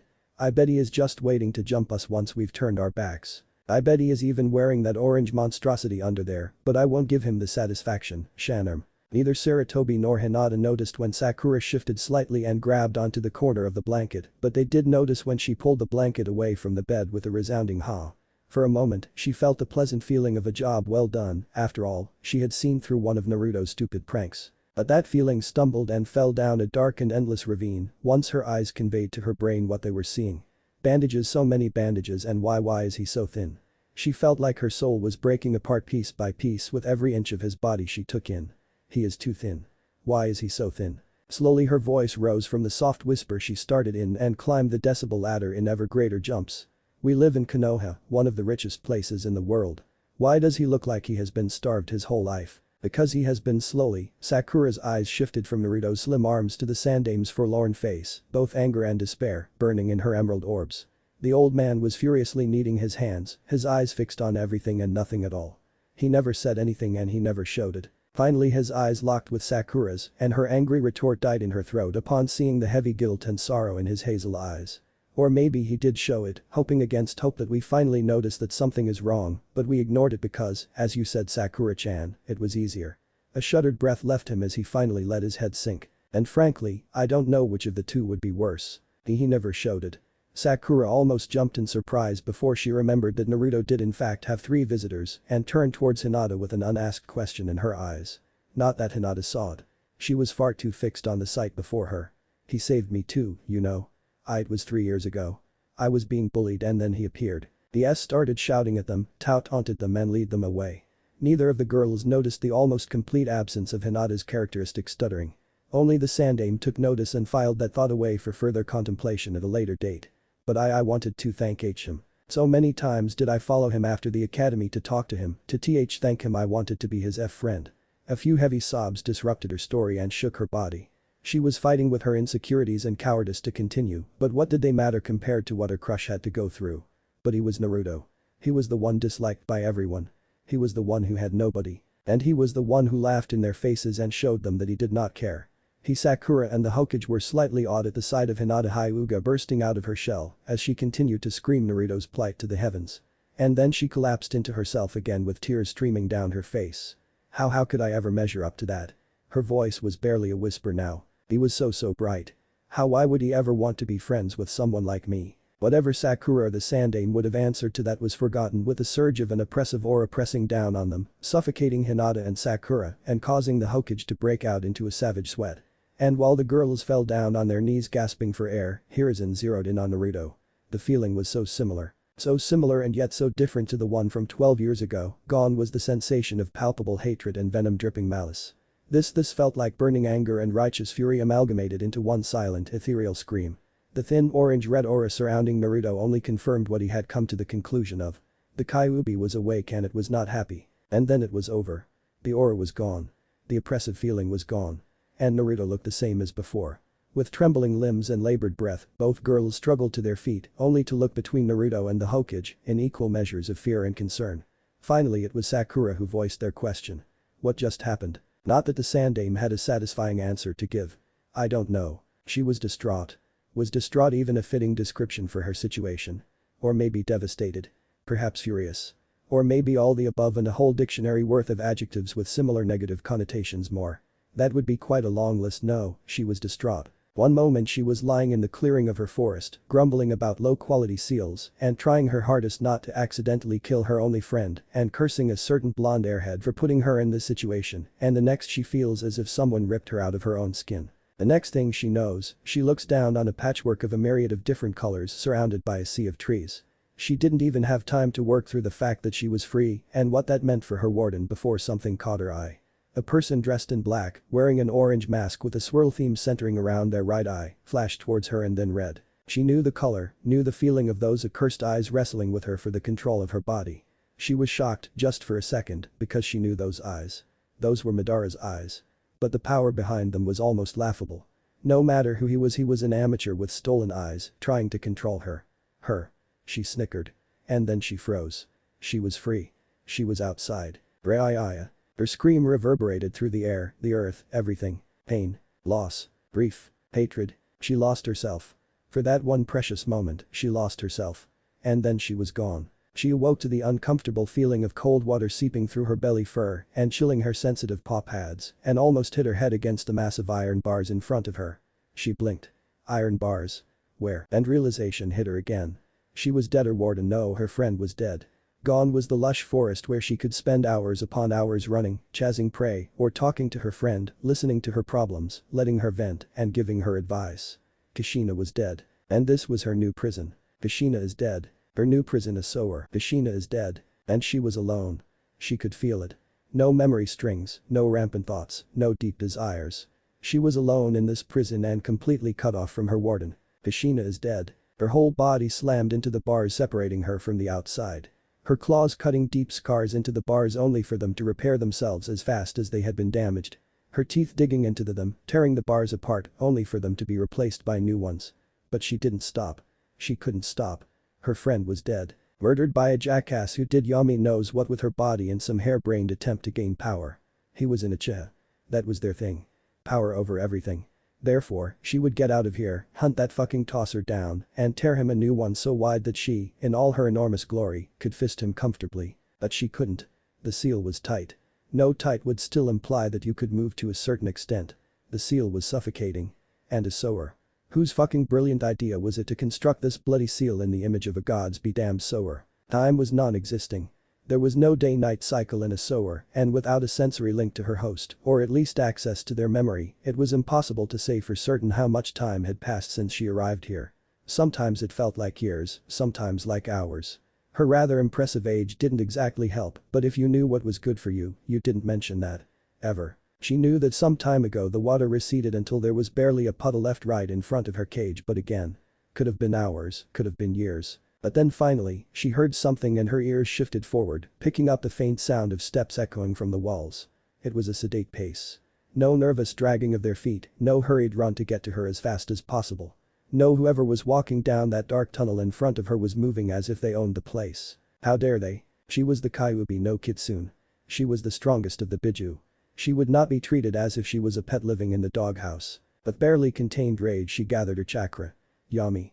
Her whisper seemed a bit louder than she had intended because the step stopped for a moment before they continued, but the technique did have the intended effect because she felt the shadows of her cage gather around her and obscure her from the vision of others. Just because she wasn't able to affect anything outside of her prison didn't mean she couldn't make her new host crap their pants. A vicious grin crept onto her muzzle as her guest finally stepped out of the darkness of the tunnel and she could barely suppress a growl. This was her new warden. This kid, what was he, 10? And he was wearing orange. Not just a hey, look at me, I like orange, so I got a new black jacket with orange stripes orange, but a full-blown I have no fashion sense whatsoever, bought myself a white jumpsuit and jumped into a barrel of orange paint because I liked a second as a practice target when walking through the woods orange. Oh, I'm going to enjoy making you shit yourself, kid. And she couldn't believe it. He had stopped at the entrance for maybe a few seconds before he continued onward towards her cage. No hesitation, no fear. As if he was taking a walk in the park. Once he was finally close enough she struck. Her paw sped forward and was stopped by the bars at the point where her claws were barely an inch away from his head. But he didn't stumble back, he didn't freak out, and worst of all. He didn't shit his pants. She would have smelt that. Instead, she heard a silent chuckle that was decidedly mirthless and a whispered figures before her warden shocked her completely by walking around her outstretched paw and closer to her before he slumped against one of the massive bars and broke down into silent sobs. She had no idea what had just happened. By the way he had walked and dressed, this kid was supposed to be a cocky, idiotic brat that had no idea how the world worked or what he was dealing with. But his reaction showed someone with a complete disregard for his own life. Why are you here, kid? When Naruto woke up and saw damp brown and gray walls stretching to both sides of his vision into one big corridor, he summarized his situation into one sophisticated and quite fitting phrase. The hell. Then again, maybe this was hell. Who was he to judge? Though I wished I wouldn't have exchanged one hell for another was his mumbled afterthought. He sighed and lifted himself off the ground before he noticed something else and carefully lifted his fingers just slightly under his left eye and blinked repeatedly. He could see, huh? Well, that's something at least. But what was he supposed to do now? Just standing here wouldn't solve anything. At least I don't think so. So he looked around again to find some markers or anything similar to direct him into a certain direction. On his second and closer inspection of the corridor he had found himself in, he noticed first the thick pipes running along the ceiling, one glowing a weak blue and the other a fierce, ominous orange-red, and then the watermarks on the walls, roughly on the level of his ankles. Pipes, water, damp, drab walls. A sewer, hell was a sewer, he groaned. Sure. What's next? Heaven is a candy store I'm not allowed to enter. Well, news flash. That was my life to a T. Or maybe that was it. As in life so in death. Another sigh escaped his lips as he shook his head. Well, nothing to it. He looked first left, then right, doesn't really matter anyway, right. And then started moving to his right further into the dark sewer, illuminated only by a weak light of an omnipresent but indeterminable source. As he walked, Naruto was surprised by how calm his thoughts were. No questions of what was going to happen now. Am Nichin, Tuchi Jisen, Iruka Niacin, and Hokage Jiji would possibly grieve for him for a while, but that would pass. They had to move on. They were way too busy to waste their time like this for too long. Who knows? Maybe now that he was gone, the Ichiraku's business would finally boom and they could finally take a breather now and then. He had always pretended otherwise, but he could see the bags under Am's eyes and the slightly strained smile on Tucci's face when his back was acting up again. He wasn't dumb and he wasn't deaf either. He knew what his presence did to them. The Demon's Haven was not a title that brought lots of customers to a business, and if their raiment was any less delicious, they would have had to have closed their stand a long time ago. A pang of guilt struck Naruto through his heart. There was a reason other than the fact that both the food and the company were better than he could have ever wished for that he spent most of his allowance at their store, even despite the generous discount they gave him. Iruka nice and well, Naruto liked to think that he was always so overbearing because he cared and maybe, just maybe, he could focus his time now on helping some of the children who actually understood what he was telling them. Naruto had no illusions about his intelligence. He was not dumb by any measure, which was probably the reason he understood that, other than Iruka, every teacher at the academy had tried to sabotage his education. His taijutsu had more holes in both its defense and its offense than an old practice dummy for shuriken jutsu, and the less said about his theoretical knowledge the better. It wasn't his fault that Iruka's lectures were more sleep-inducing than any narcotic or that he was banned from the library. And Hokage Naruto sighed. Calm thoughts, huh? He chuckled a bit and was just short of collapsing in hysterical laughter as, "Yummy." A whispered voice deep and powerful like rumbling thunder, but with an elegance to it that seemed more akin to the mumbling and shimmering of a small stream flowing over a bed of rocks through a deep forest. Where did that metaphor come from? He shook his head and continued walking a leisurely gait down the hall. No reason to rush into whatever came next anyway. Though he had to halt again as the corridor opened up without a warning and he stood in a wide hall, his eyes focused on a massive pair of doors made of equally massive bars with a strip of paper with a kanji for seal in the middle, keeping the doors closed. Unconsciously, his right hand wandered to his stomach. I'm not dead, and wasn't that a depressing thought? His hand dropped to his side again and he continued onward. Nothing ventured, nothing gained. And who knows? Maybe a giant fox is better company than my last neighbors. Though he had to admit that would not be difficult. His thoughts were interrupted rather abruptly when a massive red paw with outstretched claws sped towards him and caused him to stop in his wake. For a rather short moment he thought that maybe now he would finally get to catch a break, only for the claw aimed at his head to stop only inches away from his face. He takes a deep breath. Nope. That simple admission drew a dry chuckle from him as he rolled his eyes. Figures even in his own mind or wherever he was people wanted to kill him. He took a step aside and continued towards the bars, completely disregarding the massive form of red fur and claws that seemingly materialized behind them. But he didn't care. A realization had finally hit him. The Kyuubi had tried to kill him. Which meant that he was really still alive. He had failed. Naruto slumped with his back against one of the bars and slid down to the ground with tears slowly rolling down his cheeks. Didn't think I still had any left. His lips started to tremble and he grit his teeth in a fruitless attempt to stop his tears, but he had had enough. He was done. Why are you here, kid? For a moment he froze in shock and a small silence stretched itself through the chamber before his sobs started again and slowly turned into a chuckle. Why? Another novelty. He didn't even think he still had the capacity for so much anger as he felt welling up inside him. He struggled back on his feet and turned around to give the giant furball of a literal homewrecker a piece of his mind, but was stopped in his tracks once he wiped the tears out of his eyes. There was no contempt or condescension on the fox's face, but only confusion and, dare he say, even a sliver of concern. He didn't even know how he could tell. It was a giant fox. It didn't have the same facial expressions as a human. But he knew you don't know anything about me, you don't even know my name, do you? The Kyuubi shook its head slowly and pointed with one of its 9 tails at the seal adorning the cage door. This seal prevents me completely from interacting with you outside of you coming in here and talking with me. Otherwise I am trapped inside here without any means of knowing what happens to you. Naruto didn't know which was weirder.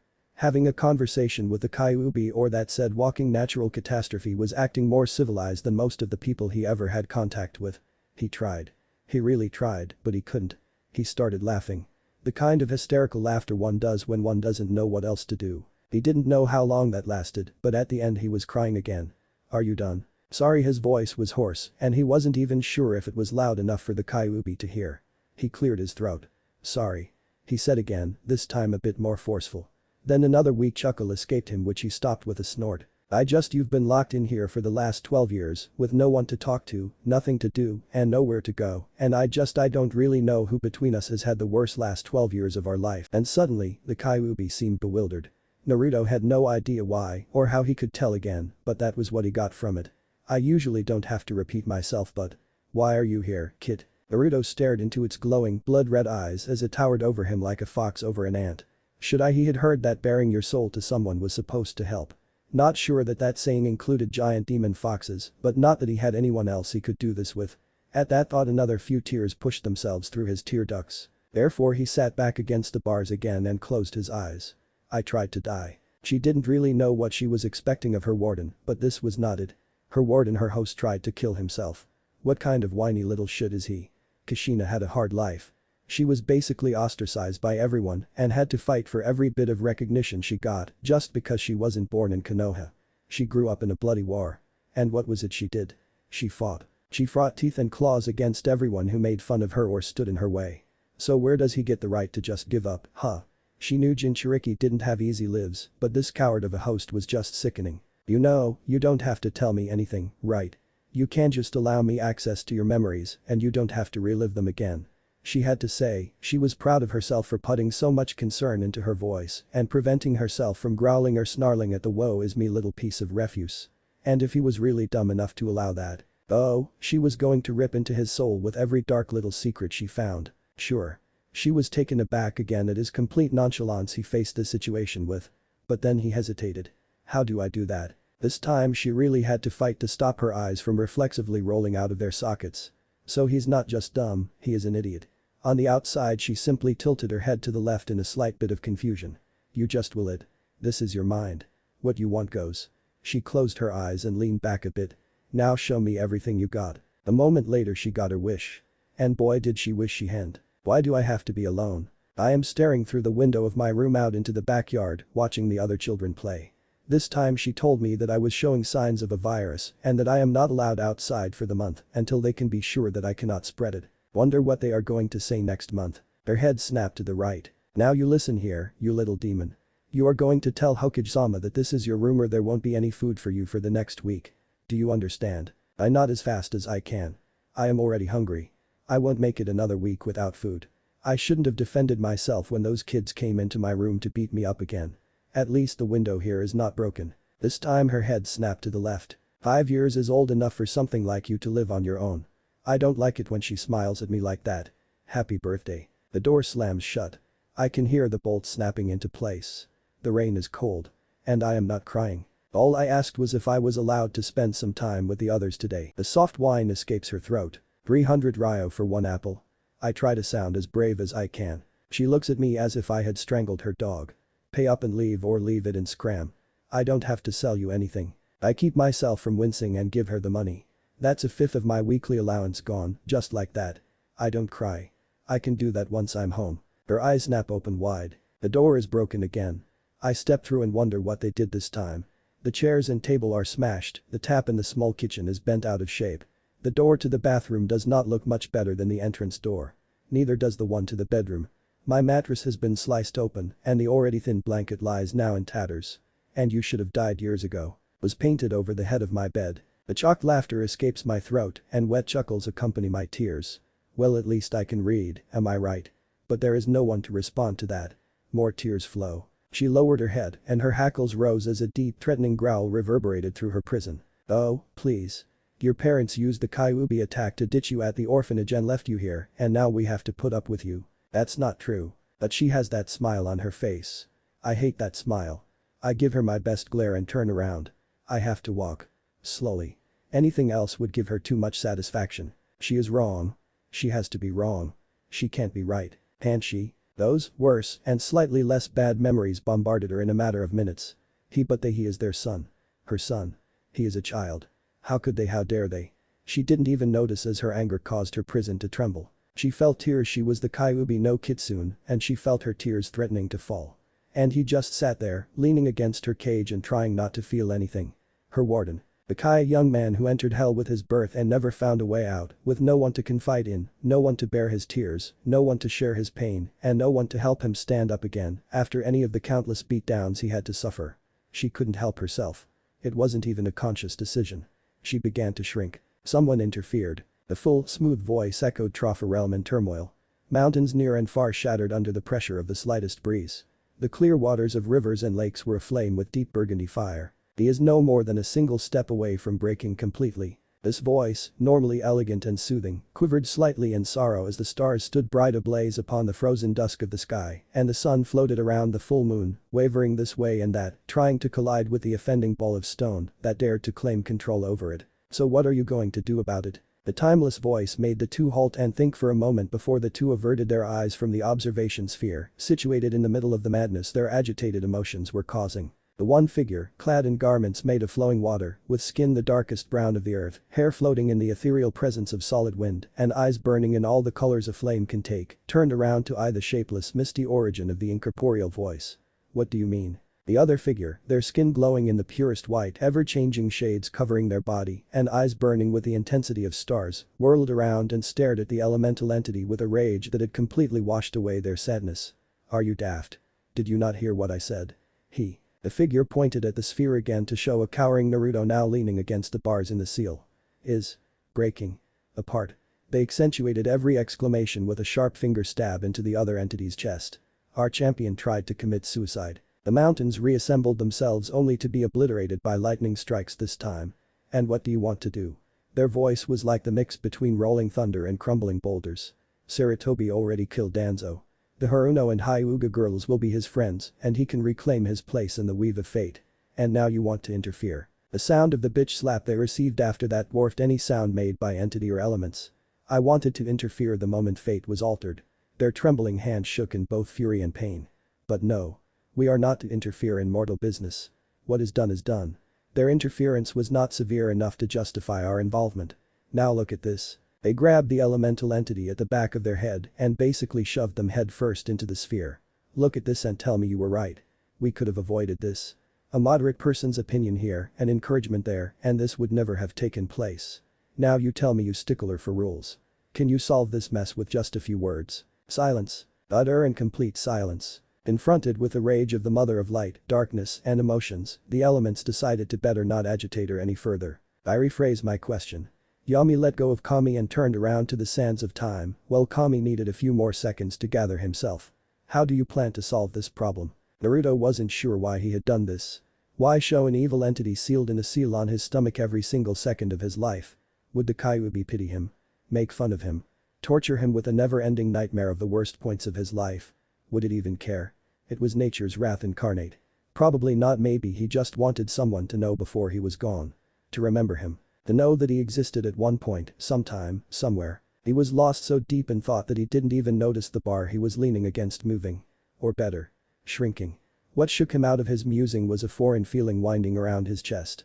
Tentative, almost scared movement wound itself around his chest, pressing him just that tiny amount stronger against the bars. His eyes slowly drifted down and to his surprise saw a pair of delicate dark caramel-colored arms winding around, no hugging him from behind. Naruto turned his head and the first thing he noticed was the absence of the giant bars imprisoning the Kyuubi inside his mind. And he still wasn't sure if he was happy about his mind being a sewer. But where there was a giant cage before was now nothing more but solid stone. Out of the corner of his eye he could see what seemed like regular-sized prison bars, but that was everything he got before the arms pressed a bit stronger against him and him a bit stronger against the bars. Not to the point that it hurt, but neither lax enough for him to turn further around if he wanted to. I'm sorry. A shock ran through his system as he tried to comprehend what just happened. The voice was soft, sweet, almost a whisper, and decidedly female. What for? For everything. Another shock. Her voice was trembling. And he had no idea what to do. Even for the stuff you didn't do or cause. But I caused everything. Naruto continued to stare to the side. It was a kind of instinctual agreement between them. He didn't try to look at her, and she didn't have to kill him for seeing her cry. Did you ask them to treat me like they did? No. He nodded. Did you ask to be sealed inside me? No. He nodded again. And suddenly something no longer made sense. Something gnawing at the back of his mind. Did you attack Konoha because you wanted to? No. Then why do you want to apologize for something that was never your fault? This time she didn't answer. Instead, she tightened her hug a bit more. Slowly, he lifted his arms and laid them on hers, marveling at the warmth that seemed to fill his being by this simple gesture. Again, tears rolled down his cheeks, but this time his wide smile was not a mask. Thank you. A bit more reassuring pressure was his only answer, but it was enough. But then he stiffened. Because out of nowhere a dark blue box appeared in front of him. Kyuubi? There was a pause of hesitance before a rather stunned voice answered with a simple yes. Are you doing this? Another pause. No. Then he could feel a wave of chakra flow through him, originating from her arms. No genjutsu either. So he lifted his left arm, his pointer stretched out, but stopped right in front of the box. What do you think? It's not my decision to make. But a reassuring bit more pressure told him everything he needed to know. It's dangerous to go alone, take this. Naruto waited with bated breath, half expecting to wake up in his bed to find out everything had only been a dream, half expecting for the blue box to blow up and destroy reality itself. Instead, his choices of answer vanished, replaced by a stylized white Hercules turning repeatedly in an endless loop. Naruto didn't know why, but he suddenly felt the urge to call customer service to complain about something. Well, that was something. But before the Kyuubi could say anything, the blue box vanished and was replaced by a rapid stream of red boxes. There are insufficient data, please stand by. Searching for compatible blueprints. These vanished the moment Naruto had read them, replaced by a green box blinking into existence, accompanied by a soft pink dot. Matches found loading. This time the box did not vanish and left Naruto simply sitting there, waiting for whatever was going to continue. Kyuubi. For the first time in about 5 minutes he felt her moving behind him, loosening her grip around him a bit. Yes, Naruto. At the simple mention of his name, Naruto felt a pleasant warmth spreading through his body. Naruto, not demon, not brat, no baka, not even child. He allowed himself to enjoy that moment with a smile on his face. Is there a reason you don't want me to see you in your human form? There was a rather uncomfortable silence before he heard some low mumbling behind him. I'm sorry, what was that? I'm naked. Her voice was tiny and if he was very brave, Naruto would even say that he heard a distinct amount of embarrassment there too. But, as the gentleman he was, he didn't point that out. Instead he snorted and tried with everything he had to prevent himself from laughing. A flick of her finger against his temple shut him up quickly though. Hoi. What gives? You deserved it. Was she pouting? Now he really wanted to see her face. But instead of acting on that he suppressed his desire and calmed himself down. He had practice with that. So why are you naked? I'm sorry, was I wearing a giant yukata I wasn't aware of? Or something else that seemed like clothing and could magically shrink? Naruto wisely suppressed a snort at the thought of the giant orange-red fox wearing a pink yukata with a rose petal pattern. But you're a giant massive chakra. Can't you just make one out of chakra? There was a pause in which she didn't answer. Then she let go of him. Naruto almost teared up again at the loss of her touch. The moment didn't last long though, because he could suddenly feel her hands on both sides of his head. With a sigh he leaned into her touch but was shocked into silence when she carefully bobbed his head back and against her prison's bars. Think, Naruto. I am a giant solid massive chakra. Can you turn your skin into clothing? Or your heart? He blinked rapidly. She had reprimanded him. And not with a lecture or with pain, but with just the right amount of physical action to shock him into stopping his way of thought. And she was gentle about it. She didn't tell him off for not knowing. Instead she gave him clues and facts so he could think for himself. It felt awesome. He blinked again. And what about this being my mind? She hummed in appreciation. Take your question apart and think things through, Naruto. He closed his eyes and a few tears escaped his eyelids. She sounded proud. Of him. What began as a small smile grew into an almost impossibly wide grin.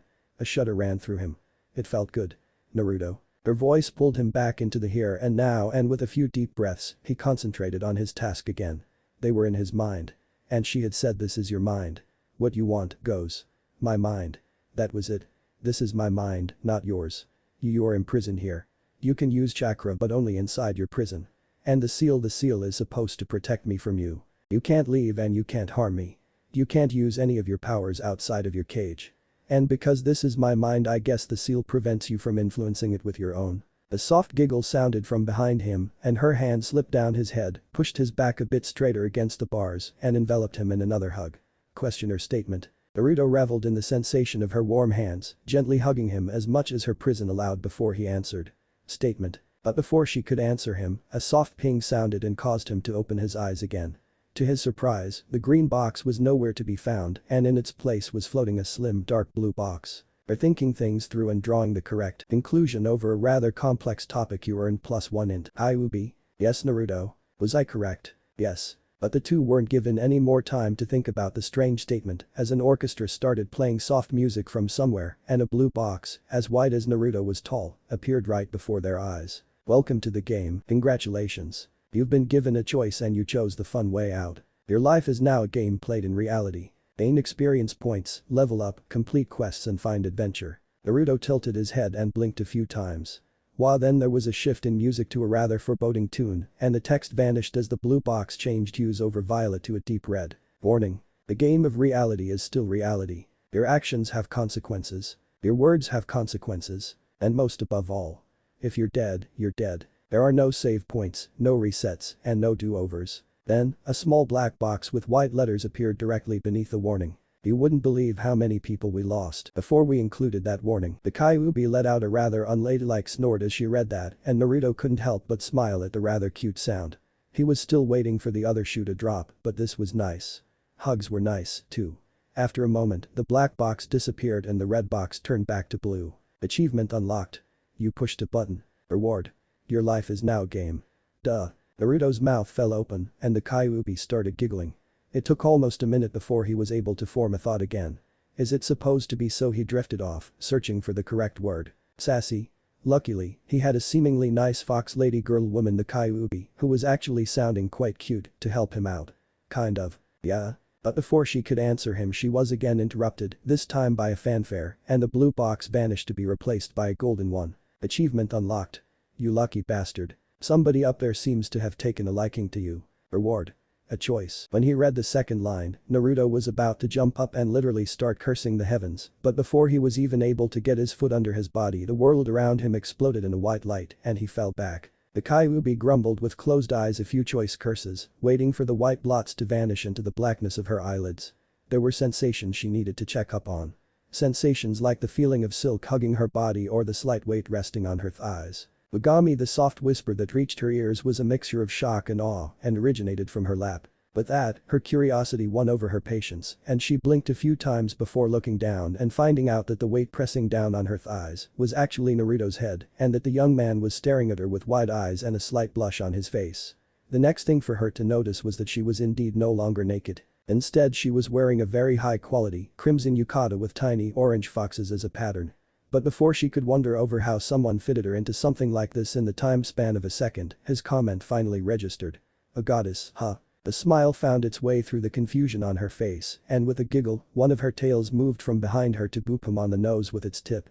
That's a nice compliment, Naruto, but I am still just little old me. She sing-songed. It was cute to watch Naruto trying to look unaffected by her teasing and squirming in embarrassment at the same time. But his squirming did pull her eyes towards the ground she was kneeling on and consequently to her surroundings, if one could call them as such. They were either in an endless, white expanse or in a room with a white floor, a white ceiling, white walls, and no discernible edges. At least it was until she noticed that exact same fact. Then, as if a thick white mist started to recede, things came into existence. A light gray cobblestone floor stretched as far as one could see, only interrupted by pillars now and again, made from a slick almost snow-white stone that reached up to. She was already craning her neck uncomfortably and she still could not see where those pillars ended. What she noticed was the deep blue night sky, unmarred by clouds. No roof. Her eyes followed the pillars down again and to her sides. No walls, either. Instead, she only saw more floor and pillars. A shudder ran down her back. She felt small. I don't like this. Where are we? Naruto's question shook her out of her musing, but before she could answer, a box interrupted her. Again. It was the black one this time. Welcome to the Hall of Heroes. Naruto's slightly confused huh at its appearance was easily drowned by her, rather canine, growl. Would you stop intruding on our conversations? It's impolite and also really annoying. Bitch, please. You could read the smug. I'm a vixen, you cocksucker. Naruto was stunned into silence as the, from his point of view, upside-down girl screamed at a floating text box and actual flames spit out of her mouth. A few of her tails also tried to hit the source of her annoyance, but to her greater annoyance, they simply phased right through it. It started as a small rumble in his lower abdomen, but it soon fought its way up to his lungs where it gathered reinforcements. And lastly it reached its destination. His throat. He couldn't help himself. His chuckle was at first nothing more than a whisper, but it soon rose to a level where even she, in her agitated state of mind, noticed that something was happening and stopped all her attempts at retribution to look down at her lap again.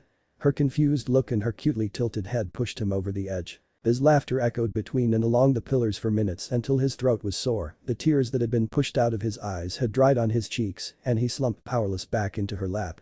Now he just seemed spent. Empty. As if there was nothing left, either in him or for him. It was not just his face either. It was as if his whole body had just had enough. He had tried and tried.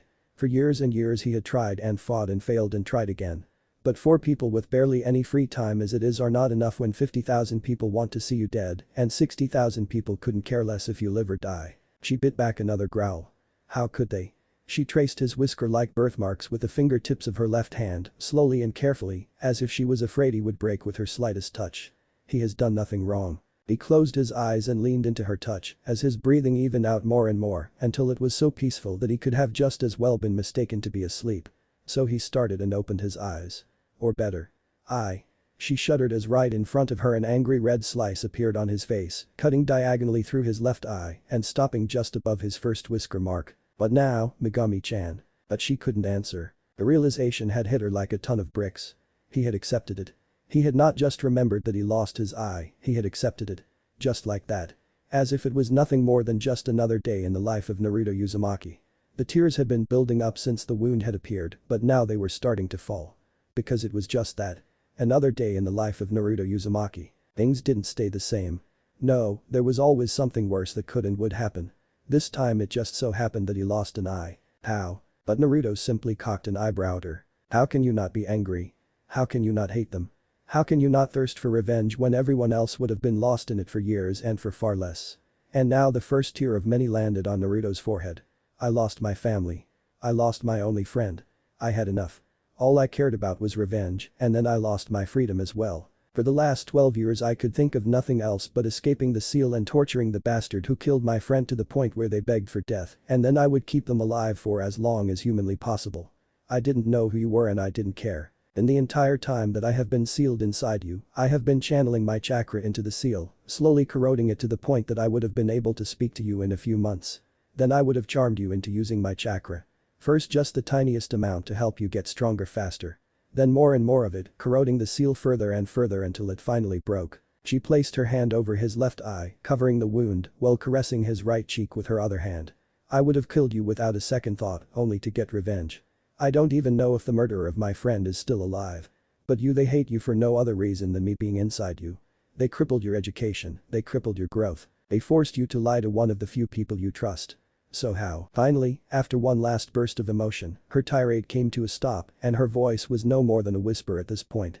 How can you not hate them? How can you not want revenge? He was silent for a very long time, but finally he reached up and very carefully grasped the wrist of the hand covering his wound. Because this is what revenge looks like. She blinked a few times waiting for the metaphorical click, but he was faster. A scarred, starved, beaten, lonely kid. Before her very eyes his clothes vanished and she had to withhold a gasp. She had seen some of what had happened to him before she shut down the stream of memories, but nothing even close to this. His body, which she knew was only able to function because of her, was littered with scars, both long, thin, and clean as well as small, short, and ragged. My entire life, people have been trying to get revenge on me. At first I didn't know why or even that they were doing so, but it isn't too difficult to figure out when people call me Kyuubi brat and I have a seal painted on my stomach that only appears when I'm all chakra. But the reason didn't matter either. Once I knew the cause, I knew what they were doing. All those people wanted revenge. Almost every scar I have is there because someone wanted revenge. Naruto let go of her hand and lifted his arm higher. For a moment, his hand hesitated right next to her cheek and his cerulean eyes sought her blood-red ones for permission, but instead of nodding or saying that it was okay, she mirrored him and leaned into his touch. Such a simple gesture, and yet she could see a spark of life returning into his eye. She couldn't quite keep her fox ears from twitching in elation. I promised myself that I would never become like them. And even if what they did to me was monstrous, I will not give them the satisfaction of turning into the monster they want me to be to justify their treatment of me. She was shocked silent. How she blinked a few times. How did he just chose? She could feel her tail swing erratically this way and that, mirroring her emotions perfectly, but she was too preoccupied with her thoughts to even notice that. He chose not to hate them. To not take revenge. He is lying. He has to be lying. Deep down she knew that she was deluding herself, but it didn't matter. She narrowed her eyes in an attempt to feel his lie, his deceit, his determination. She felt him. All his bottled up anger and darkness. It was suffocating and cruel and painful. Because it was dwarfed by his bottled up joy and light. All the happy emotions he didn't allow himself to feel. They weren't many in all his life, they truly were few and far between, and because of that they shone through the darkness with an intensity that was almost blinding. The few meals a year he was able to share with his Jiji, the conversations he had with his Nichin, the few times his Iruka Nyasin would invite him to Ichiraku's to eat together, the little things he got right now and then. His happiness when he managed to learn the Kawarimi no Jutsu or the Henge no Jutsu. Every time he felt real happiness, he bottled it up and hid it away in fear of people noticing what was real and what was fake. He was a mess of emotional turmoil, but what hit her the hardest was still the fact that he hadn't lied to her. He didn't hate them. He pitied them. In their pursuit to kill a monster they had become monsters. They sat there like this for a perceived eternity staring into each other's souls before she let go of his head, grabbed him under his arms and pulled him up to her, setting him with his back against her chest and hugged him as close as she could. She could feel him shiver and tremble in her arms. Stop, but neither his whispered plea nor his tears falling on her arms made her move. Please, things like hugs don't happen to me, it feels too nice, please. He squirmed slightly in her arms, but again she didn't let go. If you don't stop I'm going to want more. Please stop. She only hugged him closer to herself. You listen to me, Naruto. He stopped squirming instantly. Her voice was calm and her whisper tickling his ear. You don't deserve any of these scars. You never deserved anything this village forced onto you. You deserve to be happy. You deserve to be hugged. Her body shuddered at the thought of what she was about to do. Hear my words and hear my will. A shiver ran through his spine as her whisper reverberated through the endless plain of what the box called the Hall of Heroes. Before the world and the gods I proclaim my new name. Megami Kurama. Now listen to my pledge. Where there once were two paths, now there remains one. Our enemies we shall fight together. Our prey we shall hunt together. Our wounds we shall mend together. Where you are, I am as well. Where I am, you are as well. My life is yours as your life is mine. From this day forth I swear to you that I will always be with you, and if not in body, then in spirit. This, I promise by the name you have gifted me with. Then there was silence. All Naruto was able to do was stare in front of him with a tear-filled eye, his mouth slightly open, unable to utter a single sound. Until the tension in his body subsided and he slumped back boneless into her embrace. Thank you. Slowly his arms rose to hers and latched onto hers as if they were his lifeline. Thank you, thank you, thank you, thank you. A whisper was all she heard and all he trusted his throat to utter, but it was enough. There was no need to say anything else. He neither knew nor cared how long they sat there like this, her cradling his limp body and he reveling in the longest and warmest contact with another person he had had in his short life. He just knew that he was addicted to this feeling of acceptance and protection. This was without a doubt the best moment of his life. The ping that broke the silence elicited a sigh from him before he lifted his eye to see what whoever was writing in those boxes wanted from him this time. Quest received. Hidden quest. Break through the hatred. Find a way to save the Kyuubi from her path of a self-fulfilling prophecy. Reward. Naruto had just enough time to read what the blue box said before it vanished and was replaced by an orange-red box adorned with elegant golden lines and swirls and with golden script as well to top it off. Quest completed. Hidden quest. Break through the hatred. By proving to Megami that one does not have to answer hatred with hatred and violence with revenge, you broke her free from the cycle of hatred that seems to have bound your world for eons. Reward. But before he could read any further, the black box appeared again and covered anything following in that line. A surprise. Naruto felt his face fall into the most deadpan expression he was capable of. Really? A surprise. Trust me, it'll be much more enjoyable later on.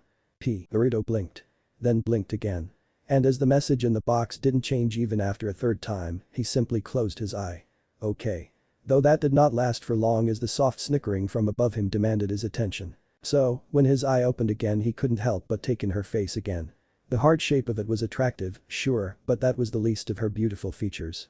Her eyes sparkled like deep red rubies, and the slit pupils gave her a touch of danger and mystery that no one he had ever met could reach. On her cheeks, which were elevated due to the grin plastered on her face, were the same cute whisker marks he had as well. Her nose was delicate and could have been used as the example for the perfect feminine nose. Her teeth were clean white. Not sparkling, but the next best thing. And her fangs, and yes, she had fangs, gave her that slight animalistic aura that was still this side of attractive. All this was framed by soft waves of what could just as well be described as solid fire. Her hair shimmered in the omnipresent light of wherever it was they were at the moment with an almost ethereal shine. Or it was just always like that. He had no reference to that. All of that was paired with a caramel skin tone that was almost never seen in, and definitively not native to, Konoha. Konoha's people were white. Maybe that was their problem, racist bastards. So what is you giggling like a love-struck schoolgirl? Megami fell silent almost instantly before her eyes narrowed dangerously on him and she flicked his chin with one of her fingers. Prat. But it didn't take even a second before her arm was hugging him again and a soft smile was back on her luscious lips. You are too forgiving. Naruto stared into her eyes and then let his own eye wander from her over the box to his crotch. Well, when he looked at her again he had a cheeky grin on his face. I don't think my tail is long enough to try and hit the box. Her face blanked for a moment before she snorted, lifted one of her hands and leafed the fingers of that hand through his soft blonde hair. Touchy. Another ping told them once more that they were not alone and together they averted their eyes once more from each other. Can we hurry up a bit? I've got places to be, you know. Megami rolled her eyes. Well, I don't think she's gonna let up anytime soon, so how about we humor her? Naruto tilted his head and tried his hardest to ignore how nice the sensation of his head rubbing against her chest felt. Her. But before she answered, Megami moved out of her seiza onto her feet in one fluid motion, lifting Naruto onto his feet at the same time. Trust me, she patted his head as if he was a puppy, a grin as wide as her face accompanying her move. It's a she. And as he pouted with his arms crossed, her grin grew even a bit wider. Women's intuition. With a deep intake of breath she stretched, both her arms over her head, as well as her tails that spread in equal distances in 9 different directions. When her eyes opened again and she smacked her lips, they were spread again in a satisfied grin when her eyes wandered over Naruto's body, pausing at his chest for a moment. So you want to get dressed again, or are you trying to develop an exhibitionist habit? The young man was suddenly frozen in embarrassment and blushed slightly before his orange jumpsuit materialized around him again, all the while he kept staring into her eyes. It was a point to ability at visualization that he didn't need to even look to get everything right, no matter how distasteful it looked. Megami's eyes narrowed slightly at the sight of the unsightly garment and her grin vanished into a light frown. I know they didn't let you buy anything else, but we really need to get you something else to wear. He shared her frown for a second before she sighed and let go of her irritation. There was nothing they could do about that here. Alright, she looked straightforward once again. You brought us here for a reason, so why don't we get this over with? Instead of a box appearing with instructions to follow, one of the pillars to their left lit up in a soft golden light that beckoned them to come closer. But before Naruto was even able to take a step forward, one of Megami's tails wrapped itself around his torso. The questioning look on Naruto's face disappeared though once he touched the appendage and changed into an expression of wonder. The tail, as all of her tails, was the same shade of fiery red as her hair, but was tipped with a solid foot length of pure white fur. But it wasn't the color that Naruto marveled at. No, it was the sensation of his hand sinking into the fluffy, silky, and warm mass that left him speechless. Megami lacked the words to describe what the look of pure wonder and adoration on Naruto's face did to her heart, but shook her head to get the feeling out of her mind. Okay, what are we looking at here? To both their shock, there was no box this time. Instead, the sound of a smooth and soothing feminine voice echoed through the open plain, seemingly originating from everywhere at once. You are looking at a pillar of eternity. Wearily, Megami looked around before allowing herself a smirk. So are text boxes no longer in style? I don't know. This time, a decidedly male voice answered. It wasn't me writing to you. If you aren't the ones who brought us here, then who are you? Naruto asked, clutching Megami's tail to his chest. I never said I wasn't the one who brought you here. I only said I wasn't the one writing to you. As for who I am. The female voice was back again, but this time both Megami and Naruto could hear the subtle changes taking place in the voice, changing into the same male voice as before. I am the keeper of legends. Naruto blinked a few times before tilting his head and frowning as the voice did not continue. Are we going to get a name from you as well? A dual voice chuckle rumbled through the plain, and Naruto had suddenly the uncomfortable feeling of being the butt of a joke again. But before he could complain, the female voice was back. I don't have a name. But if Keeper of Legends is too long for you, you may just call me Keeper for short. Naruto frowned again and was just about to ask another question, but another tail wrapping itself carefully around his mouth stopped him cold. We're getting off track here, said Megami as she playfully ruffled his hair. Then, she looked upwards to address the voice. What is a pillar of eternity? The keeper's voice was suddenly all business again and was on the verge of changing back to its male tone. You are standing in the Hall of Heroes, the Library of Tales, the Memorial of Legends, and the convergence point of the multiverse. Ruby eyes widened in shock and awe at that statement. Every people, every world, every galaxy, and every universe has its heroes. Some achieve greatness by helping others, some achieve greatness through ambition, some achieve greatness by flaunting every rule there was and standing up to fate itself. And then some are completely forgotten by their peers because they did not strive for greatness at all. The last stand, a sacrifice, a helping hand lent in the time of greatest need, but completely disregarded in favor of the bigger picture. They may be forgotten by the very same people they gave their life for, but here their life, their deeds, their very essence, is preserved in the pillars of eternity. Naruto's eyes were sparkling with both tears and reverence. Unbidden, a dream resurfaced inside him. A dream he had given up on years ago.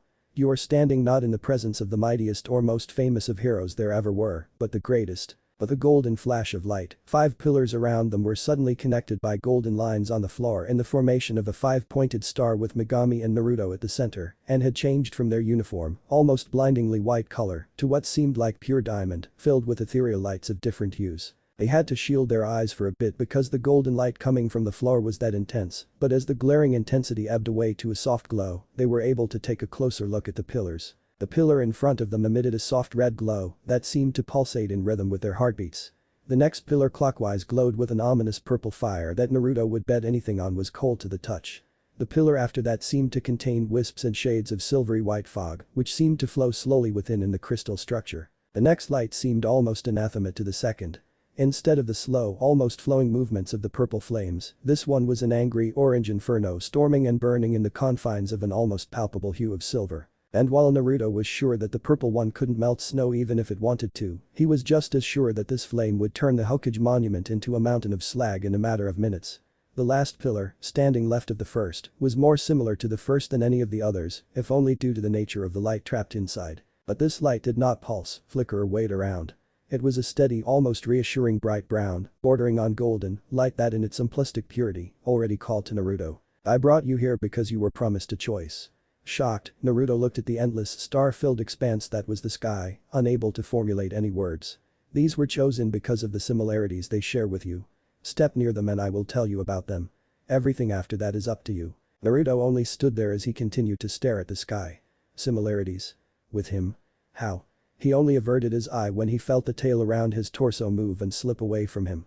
The hollowness that followed the loss of contact was almost too heavy to bear. But when he looked up to ask her why she had done that, he saw nothing but compassion in her eyes before he noticed the black box floating in front of her. This next part, he has to do himself. With a smile and a nod of her head, Megami motioned him towards the pillar in front of them, and with a sense of trepidation, he stepped slowly over the golden line which would be between them. But to his relief, the lines did not rise into walls of gold or anything else which would separate them, and with a small push courtesy of one of her tails, he even managed a small smile before the red pulsating light of the pillar changed forms. Naruto rubbed his one good eye, not really trusting his vision, but it did not change the fact that, where the light originated before, there was now a man standing inside the crystal pillar. He was tall, a bit over 1.8 meters would be Naruto's guess, with deep orange hair and brown eyes. He wore baggy red pants and a deep red chest plate that seemed to be imbued with strange symbols and seals. His weapon of choice was a red and gold patterned trident with 3 vicious spikes that he had lazily placed over his shoulders and had his arms resting upon it. The easygoing smirk he sent Naruto's way was already doing wonders in calming the blonde boy. Ark, the god of rebirth and resurrection. And suddenly, Naruto had difficulties to keep his remaining eye from popping out of its socket. He had something in common with who? He was born a simple boy in a small, isolated village called Krista. There was pretty much only one rule. Don't leave the village. But there were only so many jobs to do in a self-sustaining village, and out of boredom, he started to prank people. One day, though, he took it too far and broke into the basement of the village elder out of simple curiosity. What he found and liberated there caused a curse to befall the other people of Krista, except for the elder who sent him on a journey to lift the curse his ignorance had caused. But what started as a simple quest to save his loved ones soon turned out to be more. Much more. The world had been devastated in the war between light and darkness and needed help. And he was chosen to provide it. He became a timeless one, always traveling, always fighting. He made continents rise from the depths of the sea, he brought plants and animals back to the barren world, and he resurrected humanity. Wherever he went, the world prospered. But only as his task finally neared its end did he return home one final time. In the end he sought redemption above everything else for the mistakes he had committed that started his journey, as well as the ones he committed during it. Naruto could only look on as the smile of the seemingly young man before him turned somber. It doesn't sound like he got a happy end. The keeper hesitated for the shortest while. No. The powers he wielded and the mistakes he made demanded their price. He is one of the many heroes whose deeds went forgotten and whose myth ended in obscurity. For the longest moment Naruto was silent and wished that Megami was hugging him again, but shook that thought out of his head. Did he know? Know what? Naruto blinked a few tears from his eye. That everything he did for others would be forgotten. Yes. With a frown, Naruto tore his gaze from the pillar and looked towards the sky again. Then why did he do it? A soft chuckle sounded around him, but this time Naruto could tell it was a good-natured one. Because he was the only one able to do it. And had he not done what he did, then everyone he had come to know would have suffered. Finally, Naruto nodded in acceptance and then looked around, unsure of what he was supposed to do next. What now? The keeper was back, sounding male again as it answered. Walk back into the center and choose another legend to hear about. He nodded again and turned around. With a few small steps he was standing in front of Megami again, who was looking down at him with a gracious smile and spread her arms in invitation. Naruto only hesitated for a moment before he slung his arms around her waist and buried his face in her stomach. This feels really nice. He mumbled after a while, sounding almost half asleep. It does, doesn't it? Megami patted his head gently and finally pushed him away from her. Come on. You've got a job to do. He reluctantly nodded and turned towards the pillar with the purple flame in it. A few steps later and he was staring at a massive belt buckle stylized like a skull. It took Naruto a moment to realize what he was seeing before his eyes shifted slowly up the body encased in crystal. What the hell do I have in common with that? Before him stood a human-like figure with pale gray skin and a muscular body so defined that it almost looked sickly. His face was hidden by a blank mask that was definitely made from bone, and his hair was raven black. He was not just looking down at Naruto, he was towering over him with a height approaching almost 2.4 meters, and the blades of the scythes that were hanging from both sides of his belt were as long as Naruto was tall and simply hurt by imagining what the partially jagged edges could do to a body. May I introduce to you the leader of the 4 Riders of the Apocalypse? The chuckle echoing through the hall this time was decidedly both female and mischievous. Death. Naruto's only answer was an audible gulp of air. The Shinigami that was summoned to seal Megami Kurama here into your body was this one subordinate. It was interesting. He knew it was physically impossible, but Naruto could have sworn that he heard Megami's jaw drop to the floor. A few chuckles and one clearing of its throat later, the keeper continued. Creation had been in balance. Angels resided in the White City in heaven, demons dwelt in the deepest depths of hell, and in between was humanity living in paradise. And above all sat the Charred Council, keepers of the balance. But that balance was not meant to last. Nephilim, born from the unholy union between angels and demons, appeared. Not really a people, not even a race. They were an army created with only one goal in mind. Destruction. As the keeper took their time for a dramatic pause, Naruto couldn't help but feel out of his depths once more. Once more, what he heard came too close to the idea of a conflict between gods, and the ludicrous fantasy that he of all people had something in common with a being like that. Not that he had overly long to contemplate about that. He was one of them. One of thousands, each of them a one-man army. But he understood what would happen if his brothers and sisters went through with their plan of conquering paradise, starting their campaign of conquest of creation. And so, he took his closest siblings and went with them in front of the Charred Council. The names of him and the 3 that went with him before that were never known. But from that moment on, they were death, strife, fury, and war. The 4 Riders of the Apocalypse. And ride they did. They were the enforcers of the Charred Council, of the balance. And what threatened the balance became a target for them. A shiver ran through Naruto's body at this. Are you saying the small sigh of the keeper that followed his unfinished question made him swallow heavily? The term conquering I used to describe the actions and plans of the Nephilim was not accurate and I apologize for that. They wanted to rule, yes, but not over others, but in the exclusion of all others. They were a plague, a swarm of destruction that would not have stopped until every human, every angel, and every demon had been eradicated. The first task the riders were given was the annihilation of their brethren, and they complied until the Nephilim were no more and only the riders remained. In the end, it was a matter of choice between one race or the entirety of creation.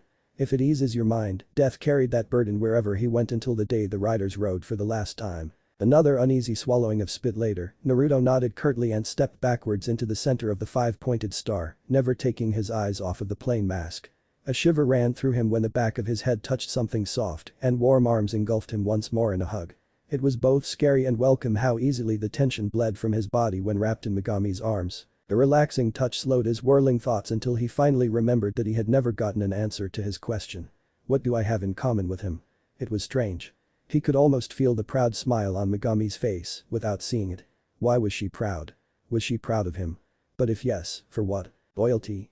Upon noticing his doubtful expression the keeper did elaborate though. While slaughtering his brethren was a necessity and he swore obedience to the Charred Council, he always put the well-being of his brothers and sister before anything else in the eons that followed, one day even turning his back on the council in favor of his brother. In the end, he valued family before anything. That brought a smile to his face. And for a reason he did not know, Megami wrapped 5 of her tails around his body, leaving only his head and feet visible, then turned a bit and pushed him forward towards the crystal with the moving wisps of solid silver fog. The sight alone made Naruto shiver once more. It seemed lifeless and reminded him way too much of how he imagined ghosts looked like in color and substance. Another step forward and the fog gave way to an apparition that Naruto wished he could forget he ever saw. One side of the man in front of him looked normal, rugged and even dare he say attractive. Shoulder-long brown hair, hazel eyes, beard stubble on a strong jaw, clad in dark leather armor, with the hilts of 2 weapons poking out over his right shoulder. The other half of his body, though, made Naruto almost want to run away. Ghostly, transparent silver features of a different man with a scarred wrinkled, almost dried out face.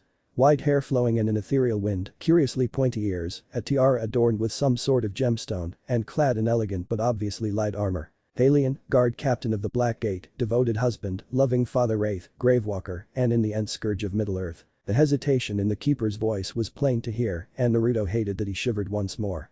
I'm not going to like this story, am I? For a moment, there was only silence. Then, answering his question without answering his question, the keeper continued. When his station was overrun and his family was executed right in front of his eyes, he took his last breath. But fate can be a cruel thing, and his world followed one law that became his demise. A soul filled with hatred and used in a blood ritual is rejected by death, but life was not for him anymore either. He became a being in between and vowed vengeance on the ones responsible for his family's death. And so, he fought the army of the Dark One, killed, assassinated, maimed, poisoned, slaughtered, and decimated the orcs inhabiting Mordor. And occasionally freed slaves kept by his enemies. He did so to gain power, for he knew his goal was a difficult one. Naruto, during that whole story, could do nothing but stare in the eyes of the man. Eyes, he realized, that were drowning in regret. Don't misunderstand me, please. He was a good person, and the abominations the Dark Lord called his servants did not deserve even an ounce of mercy. But in his rage and struggle for power, he became blinded to the effect that power had on him and his dependency on the same. In the end he succumbed, became corrupted by his power, and turned into something too sinister to even mention its name. But silence once more prevalent in the plain, Naruto nodded and turned around, stepping back into the centerpiece once more, his eyes on the ground. The last two stories had done quite some damage to the image Naruto had in his head when thinking of the word hero. Strong beyond belief, righteous, helpful, a symbol of light and hope, these two were everything but Alien especially hit him hard. It showed him once more what revenge could and would do to people. Even to heroes. Slowly, he realized that he was staring at Megami's sandal-clad feet, and his eyes wandered the elegant yukata up towards her face, which, to his surprise, was quite pale with her eyes dull and focused on the crystal behind him.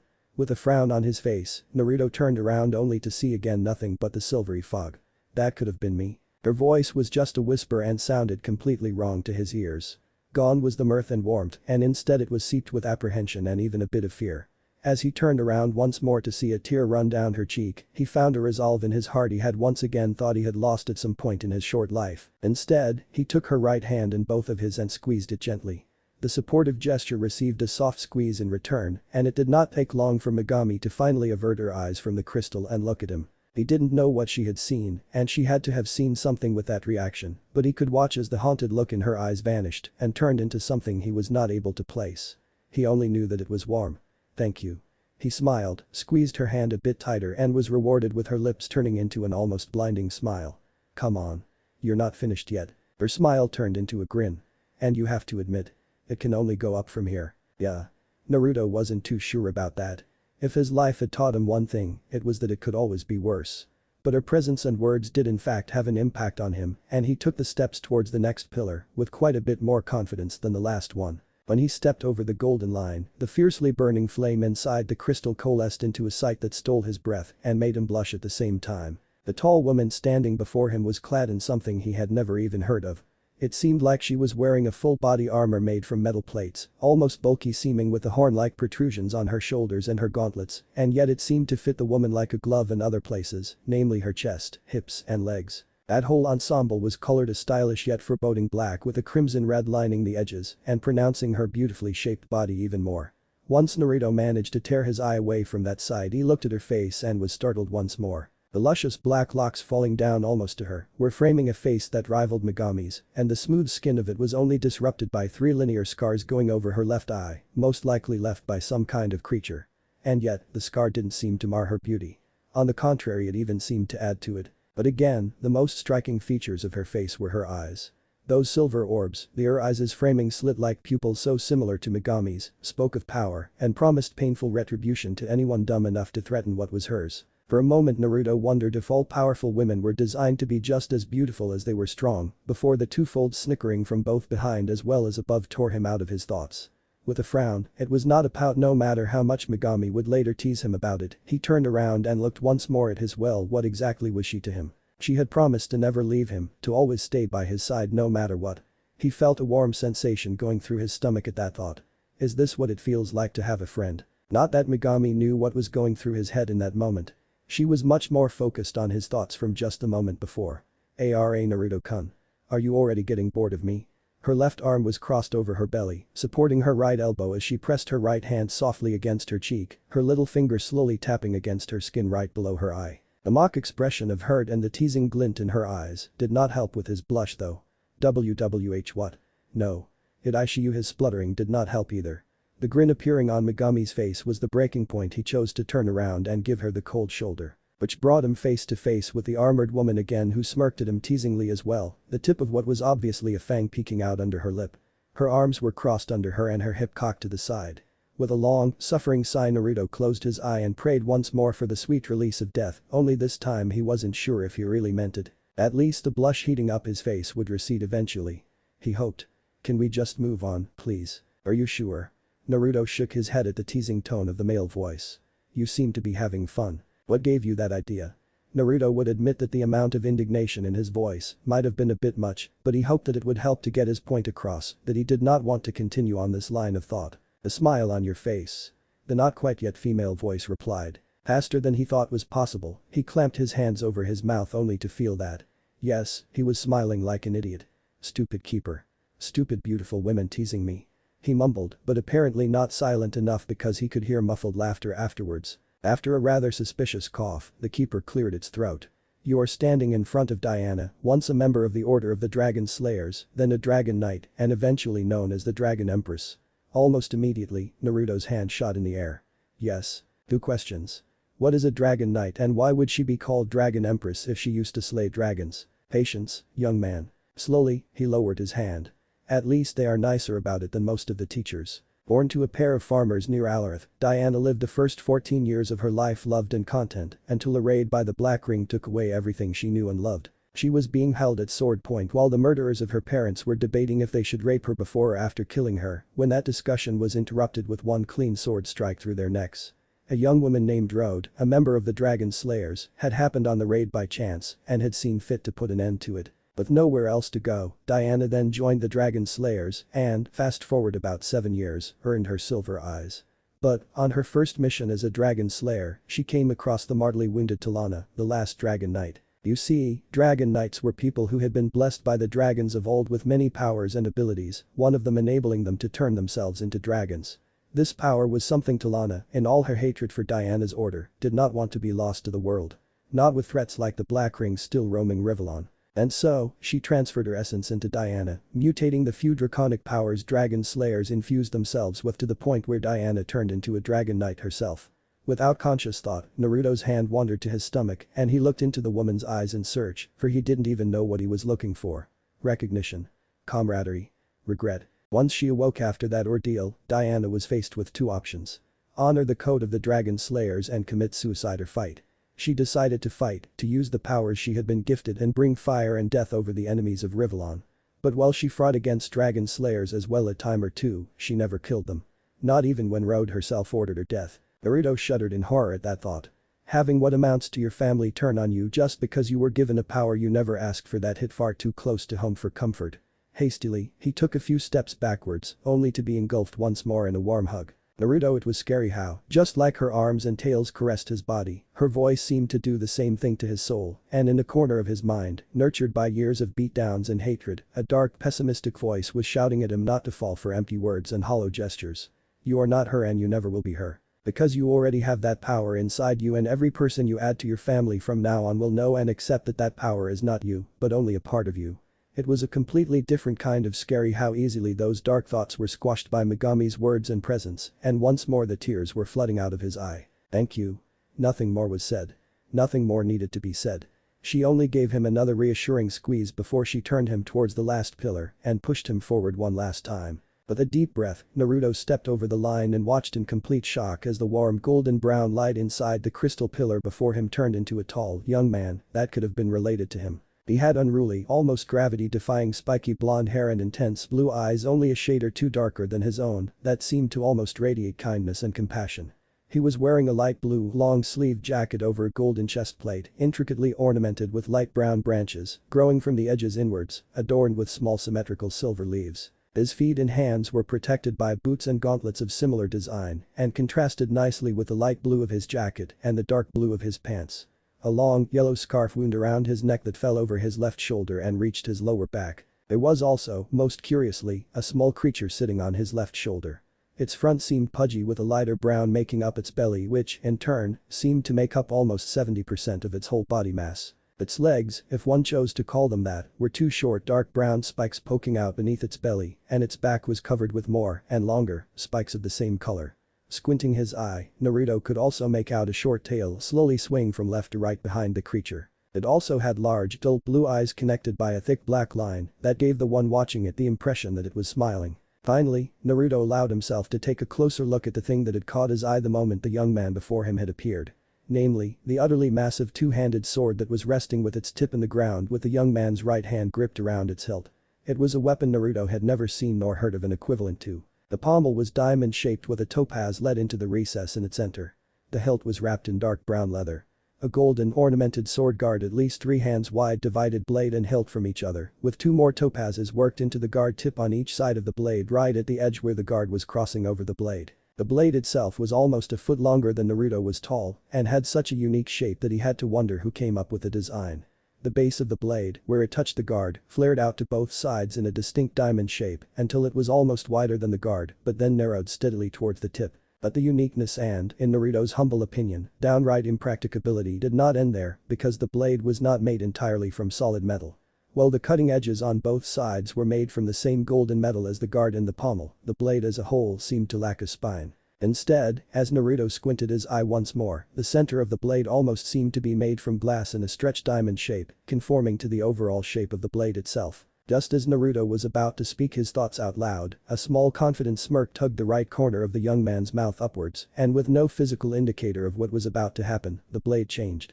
The glass suddenly began to fill with a light brown mist that seemed to strengthen and deepen in color until it had reached a rich, earthy brown saturation that compared to the brilliance of the topazes like a bonfire did to a matchstick. But that was not the reason that made Naruto's jaw drop. No, the reason for that was that he could literally watch as the sword seemed to come to life. In contrast to the dark brown, the golden edge seemed to practically shine with power, and he could have sworn that the edge also seemed to sharpen to an almost impossible degree. All thoughts of doubt vanished as the impracticable weapon turned from one moment to the next into something downright beautiful. Muffled snickering and a barely suppressed voice made Naruto once more aware of his surroundings, and once more he turned around and did definitely not pout at seeing the humor sparkling in Megami's eyes as she covered her mouth with one delicate hand. Meet Isaac Hylason, Venus Adept, co-leader of the Warriors of Vale, and later on a guardian of Weird. Naruto breathed out a sigh of relief that the keeper did not join into the teasing this time. He lived his life in Vale, happy and undisturbed, until a natural disaster took his father away from him when he was 14 years old right in front of his eyes. A cold shiver ran down Naruto's spine. He did not want to know what it would be like to watch someone close to him die right in front of him. Isaac was an adept, someone who was in tune with one of the 4 elements that made up the foundations of the world and able to influence them. But like with everything else, those abilities do not come without hard work and training. Until that fateful day he had never seen any reason to put in the effort, something he would curse himself for years to come. But while some would wallow in those feelings of guilt, Isaac and his best friend made a promise to each other. They would never again sit idly by if there was something they could do to help. And so the two of them immersed themselves in the study of alchemy, the power that connected everything, and synergy, the power that connected the individual's mind to the element they were in tune with. Naruto simply nodded at that. Losing one person like that was bad enough. He would rather die than to lose someone else to anything else but old age if he could prevent it. 3 years later, though, the cataclysmic event took place that forced him and his best friend to leave his home in an attempt to save the world from certain destruction. His eye widened once more. What was it with him and similarities to people who had to save the world? I will not go into detail of what their journey held in store for them, that would take far too long. But suffice it to say that, while they started their journey as novices in everything, be it synergy, swordsmanship or survival skills, they became strong and capable by necessity. Their quest demanded nothing less if they wanted to succeed. And yet, through all that, they never, not even once, hesitated to help those who asked for or needed it. And to quote Isaac when he told his story years later to his son, "Saving the world is all nice and well, but you have to make sure that people live in a world that is worth saving." At that, Naruto couldn't keep the massive smile on his face from spreading. This was a hero. Not someone born strong or someone who helped because he wanted compensation. This Isaac had started at the bottom like everyone else and grew stronger not to gain power or conquer, but to help and save people. A shiver ran through his body when his hand touched the warm crystal of the pillar and his eye widened. He hadn't even noticed his feet moving. But the feeling beneath his hand, this warm, light energy seeping through his skin and running its course through his entire body, was not nice. No, nice was way too mild a word to describe this feeling. It was liberating, almost uplifting, but definitely welcoming. Similar to Megami's hugs, though far less intense. I see you've made your choice. Shocked, Naruto tore his gaze from his hand and whipped his head up as the smooth male voice sounded from right in front of him. The male voice, that did definitively not belong to the keeper. I have to admit, I'm surprised. And honored. The soft smile on Isaac's lips brightened a bit more at the odd expression on Naruto's face. Between the five of us, you could have chosen much more power than I can offer. One could watch as the awe on Naruto's face morphed once more into a soft smile before he shook his head slowly but surely. I don't want power. At that, Isaac's smile finally showed some teeth. Then what is it that you want? Naruto straightened a bit more at that. This young hero before him did not look at him with condescension for his being or pity for what happened to him. He looked at him almost like an equal. It felt absolutely empowering. His smile was basically splitting his face in half. I want people to see me and be happy and smile. I want people to feel relief when I arrive to help them. And I want to be able to protect the people dear to me. As Naruto screamed the last statement, he pumped his arms in the air, his fists clenched, and looked for once almost like a normal child. Well, he certainly has spunk. A sultry voice said behind him. Immediately, Naruto whirled around and came face to stomach with a certain black plate armor. He followed that plate armor up to a rather voluminous set of, hugged by that same black metal. Shame. Finally, and agonizingly slow, he tore his gaze away from her assets and looked into her face. A mischievous grin on her face foretold nothing pleasant for him in the near future. You would have made for one seriously hot dragon one day. Before the massive blush on his face at that statement could spread over the rest of his body, Diana flicked a middle finger against his forehead, so strong that it rocked his head back, and he had to take a step back to prevent himself from falling on his butt. He groaned in pain and held his head in an attempt to stop his vision from spinning. Once both finally subsided, he glared at her with all he was worth. Oi. What gives? Diana met his ire with a chuckle and crossed her arms once more under her chest. Protect what is yours and tear apart what threatens it. With that, she was gone without a trace and left Naruto staring into air until the soft sound of a small bell rang through his head and a blue box appeared in front of him. You received Diana's blessing. You impressed the Dragon Empress enough that she felt you worthy of a gift. You learned the skill. Dragon's Rampage. Just as he was about to ask what Dragon's Rampage was, he felt a stream of memories flowing through his mind, showing him a basic set of moves ranging from punches to kicks. Naruto stood stock still as that happened and blinked a few times until he finally understood what just happened. Wow. The blue box appearing in front of him also helped. Dragon's Rampage. Level 1. Rank. Novice. Description. A ferocious unarmed fighting style created by the Dragon Empress, mimicking a rampaging dragon. It focuses on dexterity and unpredictable movements. Requirements. Circumvented due to Diana's blessing. Type. Passive and active. Passively raises STR by 10%. Passively raises VIT by 10%. Passively raises Dex by 10%. Activation time. Instant. Raises STR by an additional 10% when active. Raises Dex by an additional 20% when active. Raises dodge probability by 10% when active. A soft chuckle made Naruto turn to his left to see the god of resurrection walk towards him with a leisurely gait, his trident still resting on his shoulders. Once he was finally less than 2 feet away from Naruto, he crouched down to be on eye level with him and put his left hand softly on the boy's shoulder. Sorry to say, kid, but I have no blessing to give you that would benefit you. He closed his eyes and shook his head, his forehead wrinkling slightly in a frown. No, the only blessing I could give you would be more like a curse to you than anything else. Suddenly, the timeless man's expression turned even more serious. Instead, I'm going to impart you with some wisdom. Always assume that your opponents are more capable than they seem and never give them any quarter in a fight. And then the frown was gone as Ark rose to his feet once more with a sly grin appearing on his face. And prank those villagers of yours to hell and back.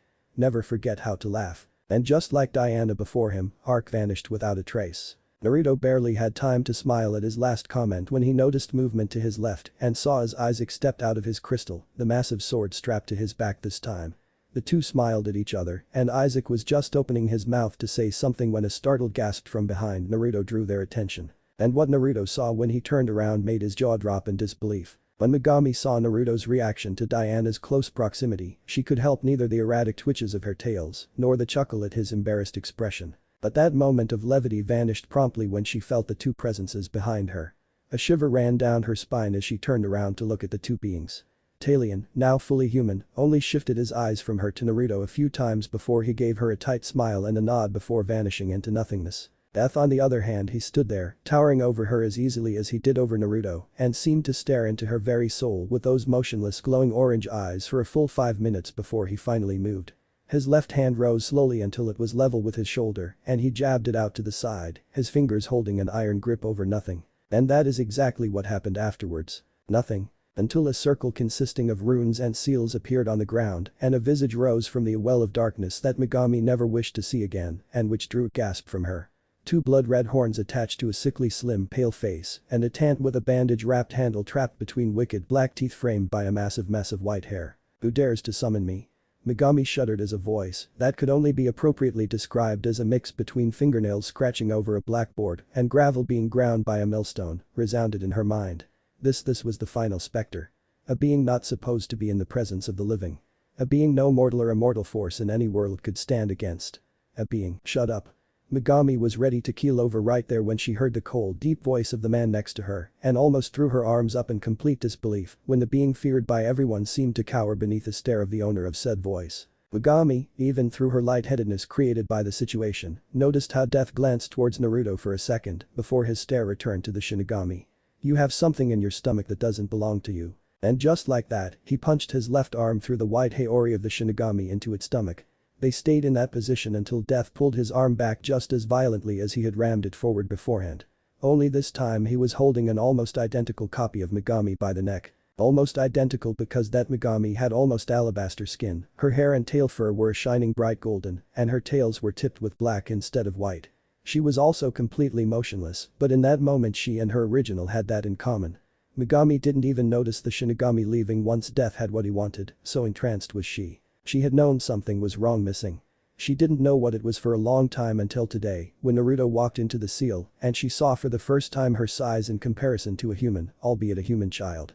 And now here a being strong enough to frighten the Shinigami itself was holding half of her power, half of herself, like it was nothing. She knew the corrosive effect her chakra had on all matter other than herself, and this being was holding what was basically her chakra in crystallized form, without the slightest sign of discomfort. A being that didn't even deem her worthy of his attention, if the look he was throwing over her head was anything to go by.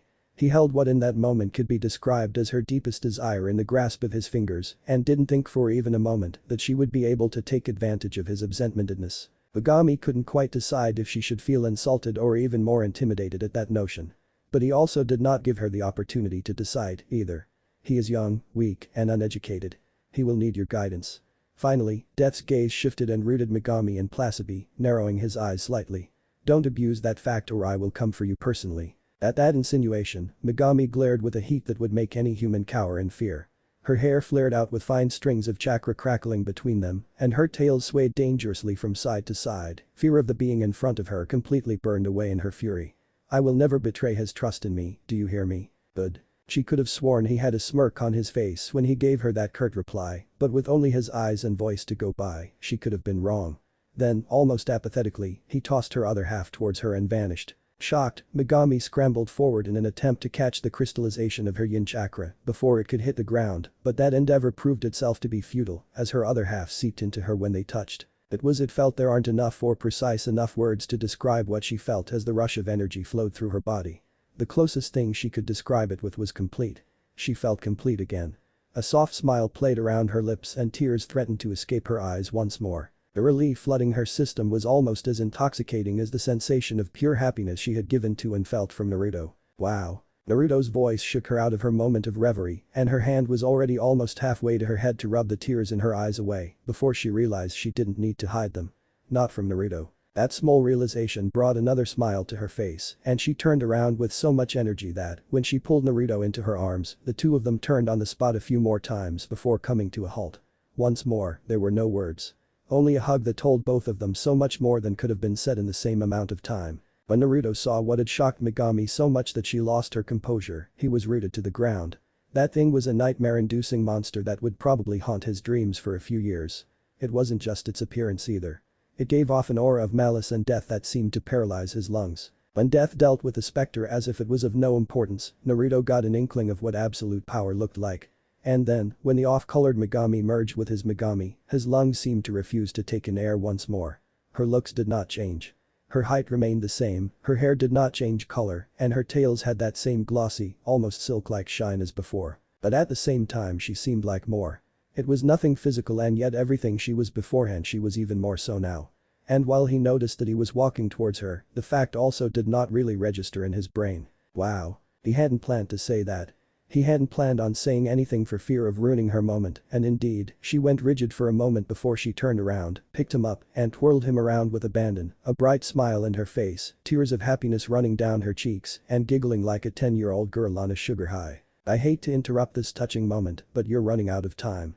Naruto almost choked on a laugh when he had a front row seat to watch Megami's tails go ramrod straight in surprise. The mischievous smirk Isaac had on his face did not help much either. And then the whiplash hit when Megami turned around so fast his vision blurred. You saw nothing. Again, he couldn't stop it. He tried to contain it, but it would not be denied. And so, his laughter rang out through the plane. It was a high pure sound, and it shook his body with its intensity. His head thrown into his neck, he could feel tears run down his neck once more. But this time, when the pressure in his chest finally subsided and he sank with a sigh back into Megami's safe embrace, he felt different. He felt safe and warm. Was this what hope felt like? Then a short clicking sound broke the silence, and Megami stiffened before relaxing just as fast. Naruto Uzumaki almost immediately, Megami put him back on his feet, and Naruto turned around. There Isaac stood, his massive Zweihander pointing towards the endless, starry sky, his face visible through the crystal of his sword spine, and a soft smile on his lips. Step forward. Naruto did as he was told and stopped halfway between Megami and Isaac once the latter gave him a crisp nod. Kneel. Again, Naruto followed the command, went down on one knee, and just a few seconds later he felt a warm but unyielding weight press down on his right shoulder. You have been tried, longer than you should have been, at an age that should not have permitted it. And yet, you persevered with your heart battered but with your humanity unbroken. You have been found worthy. The weight was lifted from his right shoulder and a second later pressed down on his left one. You have been confronted with the truth. Not the perpetrator of your suffering and yet still its source, you could have hated her. You could have rejected her. But instead you have forgiven her. You have been found worthy. The weight vanished, only to press down on his right shoulder once more. You have been offered power. Power to stand against time, darkness, and even death itself. But you did not choose with greed, malice or ambition. You chose with an ideal in your heart and a wish in your soul. You have been found worthy. From this day forth until the gods deem thee fit to walk these vested halls once more, as is my right as a guardian of Weird, I dub thee my champion, and grant you your title. Now arise, Naruto Uzumaki, Knight Protector of Weird. The weight vanished, this time for good, but Naruto didn't move. Too many thoughts were racing through his head. What just happened? What's a knight? And why did I move like this without hesitation? He stared down his front where his right arm was still folded over his torso, his hand clutched over his heart and his left fist resting on the ground. He had seen Anbu do this before his Jiji, but not quite like he was doing it right now. It was as if he had moved on instinct, but where those were coming from he had no idea. You received the title. Squire. As a squire you have taken the first step on your way to become a full-fledged knight one day. Permanently increases your experience gain in swordsmanship by 10%. The soft ringing of the bell that accompanied the appearance of the new box shocked him out of his thoughts and made him jump to his feet. And only the soft, silky appendage snaking itself around his waist prevented him from turning around and not pouting at the giggling coming from behind. Instead he looked stubbornly forward into the amused eyes of Isaac.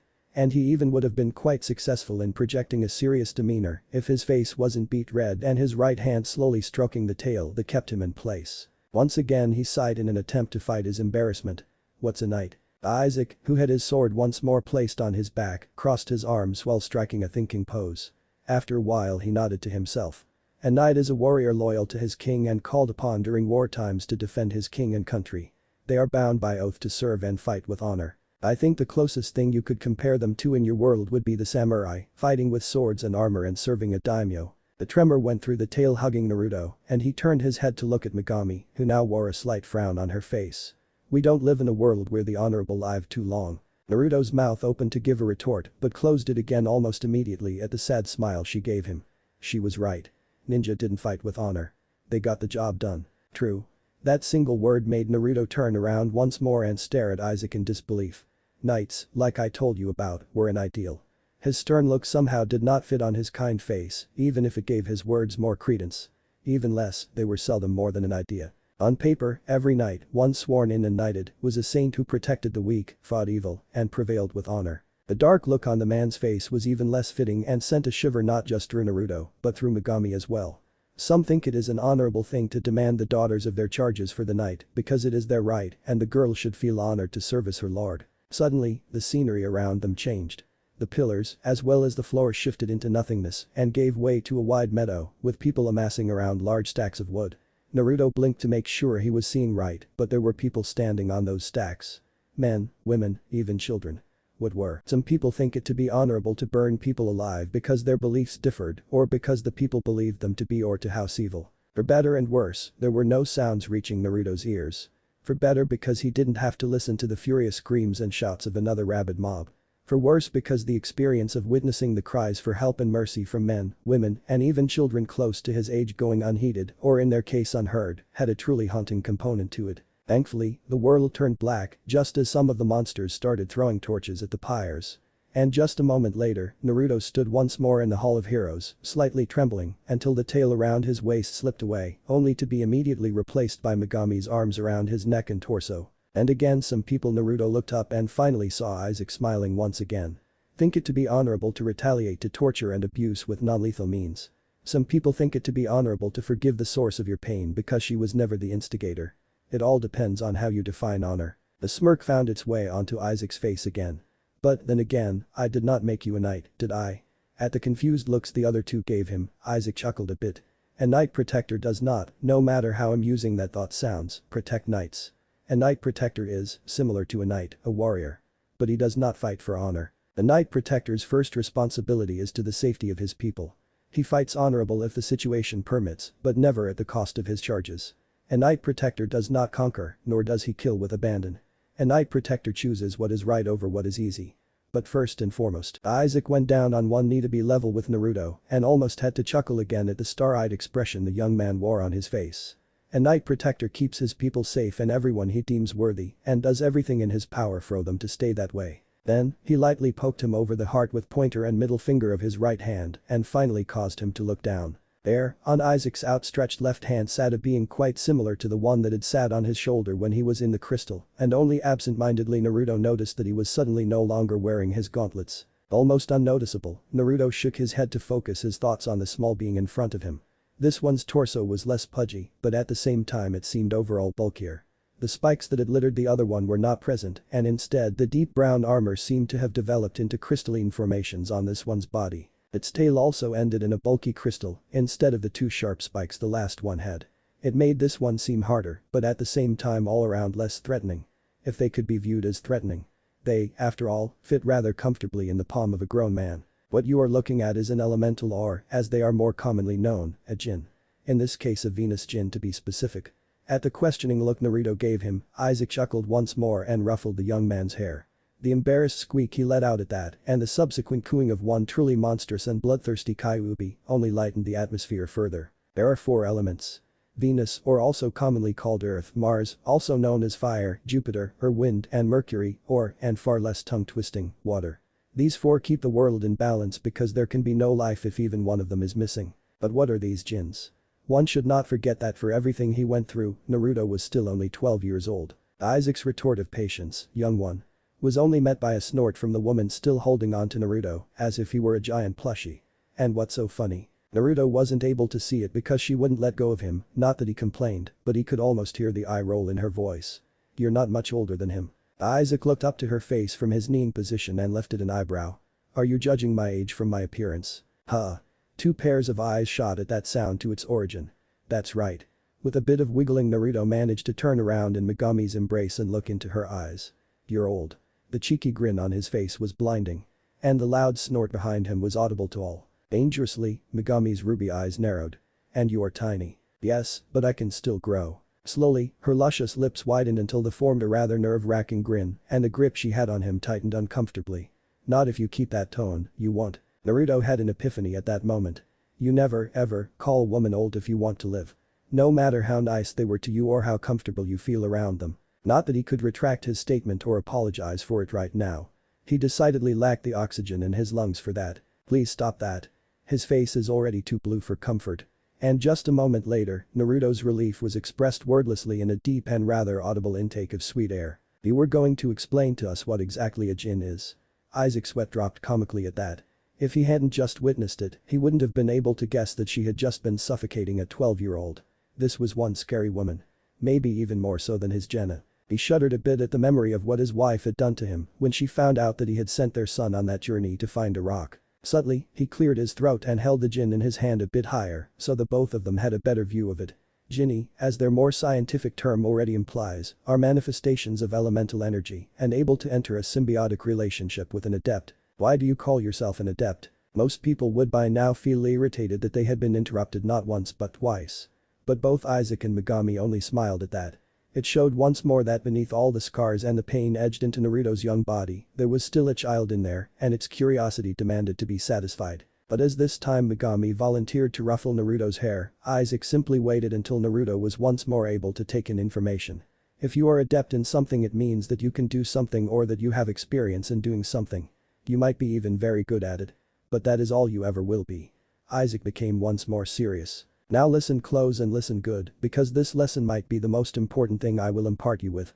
You can master a technique, a fighting style, or an instrument. But there is no mastering the elements. In my prime I was able to go toe-to-toe with beings that were the closest things to gods you could imagine. I was able to tend to and heal the most grievously wounded. I was able to form the earth after my will. And with time, you might be able to do the same. But neither I nor you would ever be able to stop an active volcano from erupting. Neither would we ever be able to calm down a storm or lay a tsunami to rest. We are able to weather those events with enough experience, but we could never stop them. Softly, Isaac put his balled fist against Naruto's chest.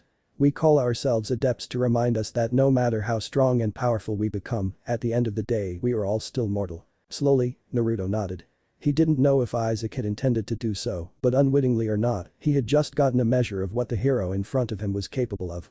Suddenly, he no longer seemed so out of place in the list of gods, specters, and primordial forces, and Naruto was trying to wrap his head around the idea that one day the same thing might be able to be said about him as well. Lost for words, Naruto simply pointed at the gin in Isaac's hand. Isaac mustered Naruto a few seconds longer to see if his lesson had sunk in before he nodded curtly. Like I said, jinni are basically symbionts. The stronger an adept grows, the stronger they grow and the more power do they grant you in return.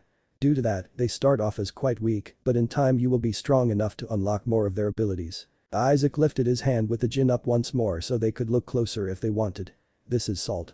He's been with me for many years now, and I'm sure he'll be just as helpful to you as he has been to me. Without warning, Salt jumped from Isaac's hand and a distance at that one would not expect from something with its stature, straight at Naruto's chest where it, against Naruto's best efforts to catch it, and similar to what happened with Megami before, accompanied by a soft light brown light, sank through Naruto's clothes and into his body. For a moment, two of the three were shocked silent and were waiting with bated breaths for something to happen until a soft rush of energy went through Naruto, ending, to Megami's endless amusement, in his hair, fluffing it up even more. But after Naruto was finished glaring at Megami, he focused back on what happened and started to frown. Won't he miss you? Or you him? And while Isaac's soft smile at his question did alleviate his concerns a bit, it did not answer his question. Some jinni, like my friend Flint, as if on command, the first jin Naruto had seen appeared on his shoulder with a soft-spoken yo. Are social and talkative. He's been with me since I first ventured out on my adventure and helped me through most of my journey, along with my other comrades.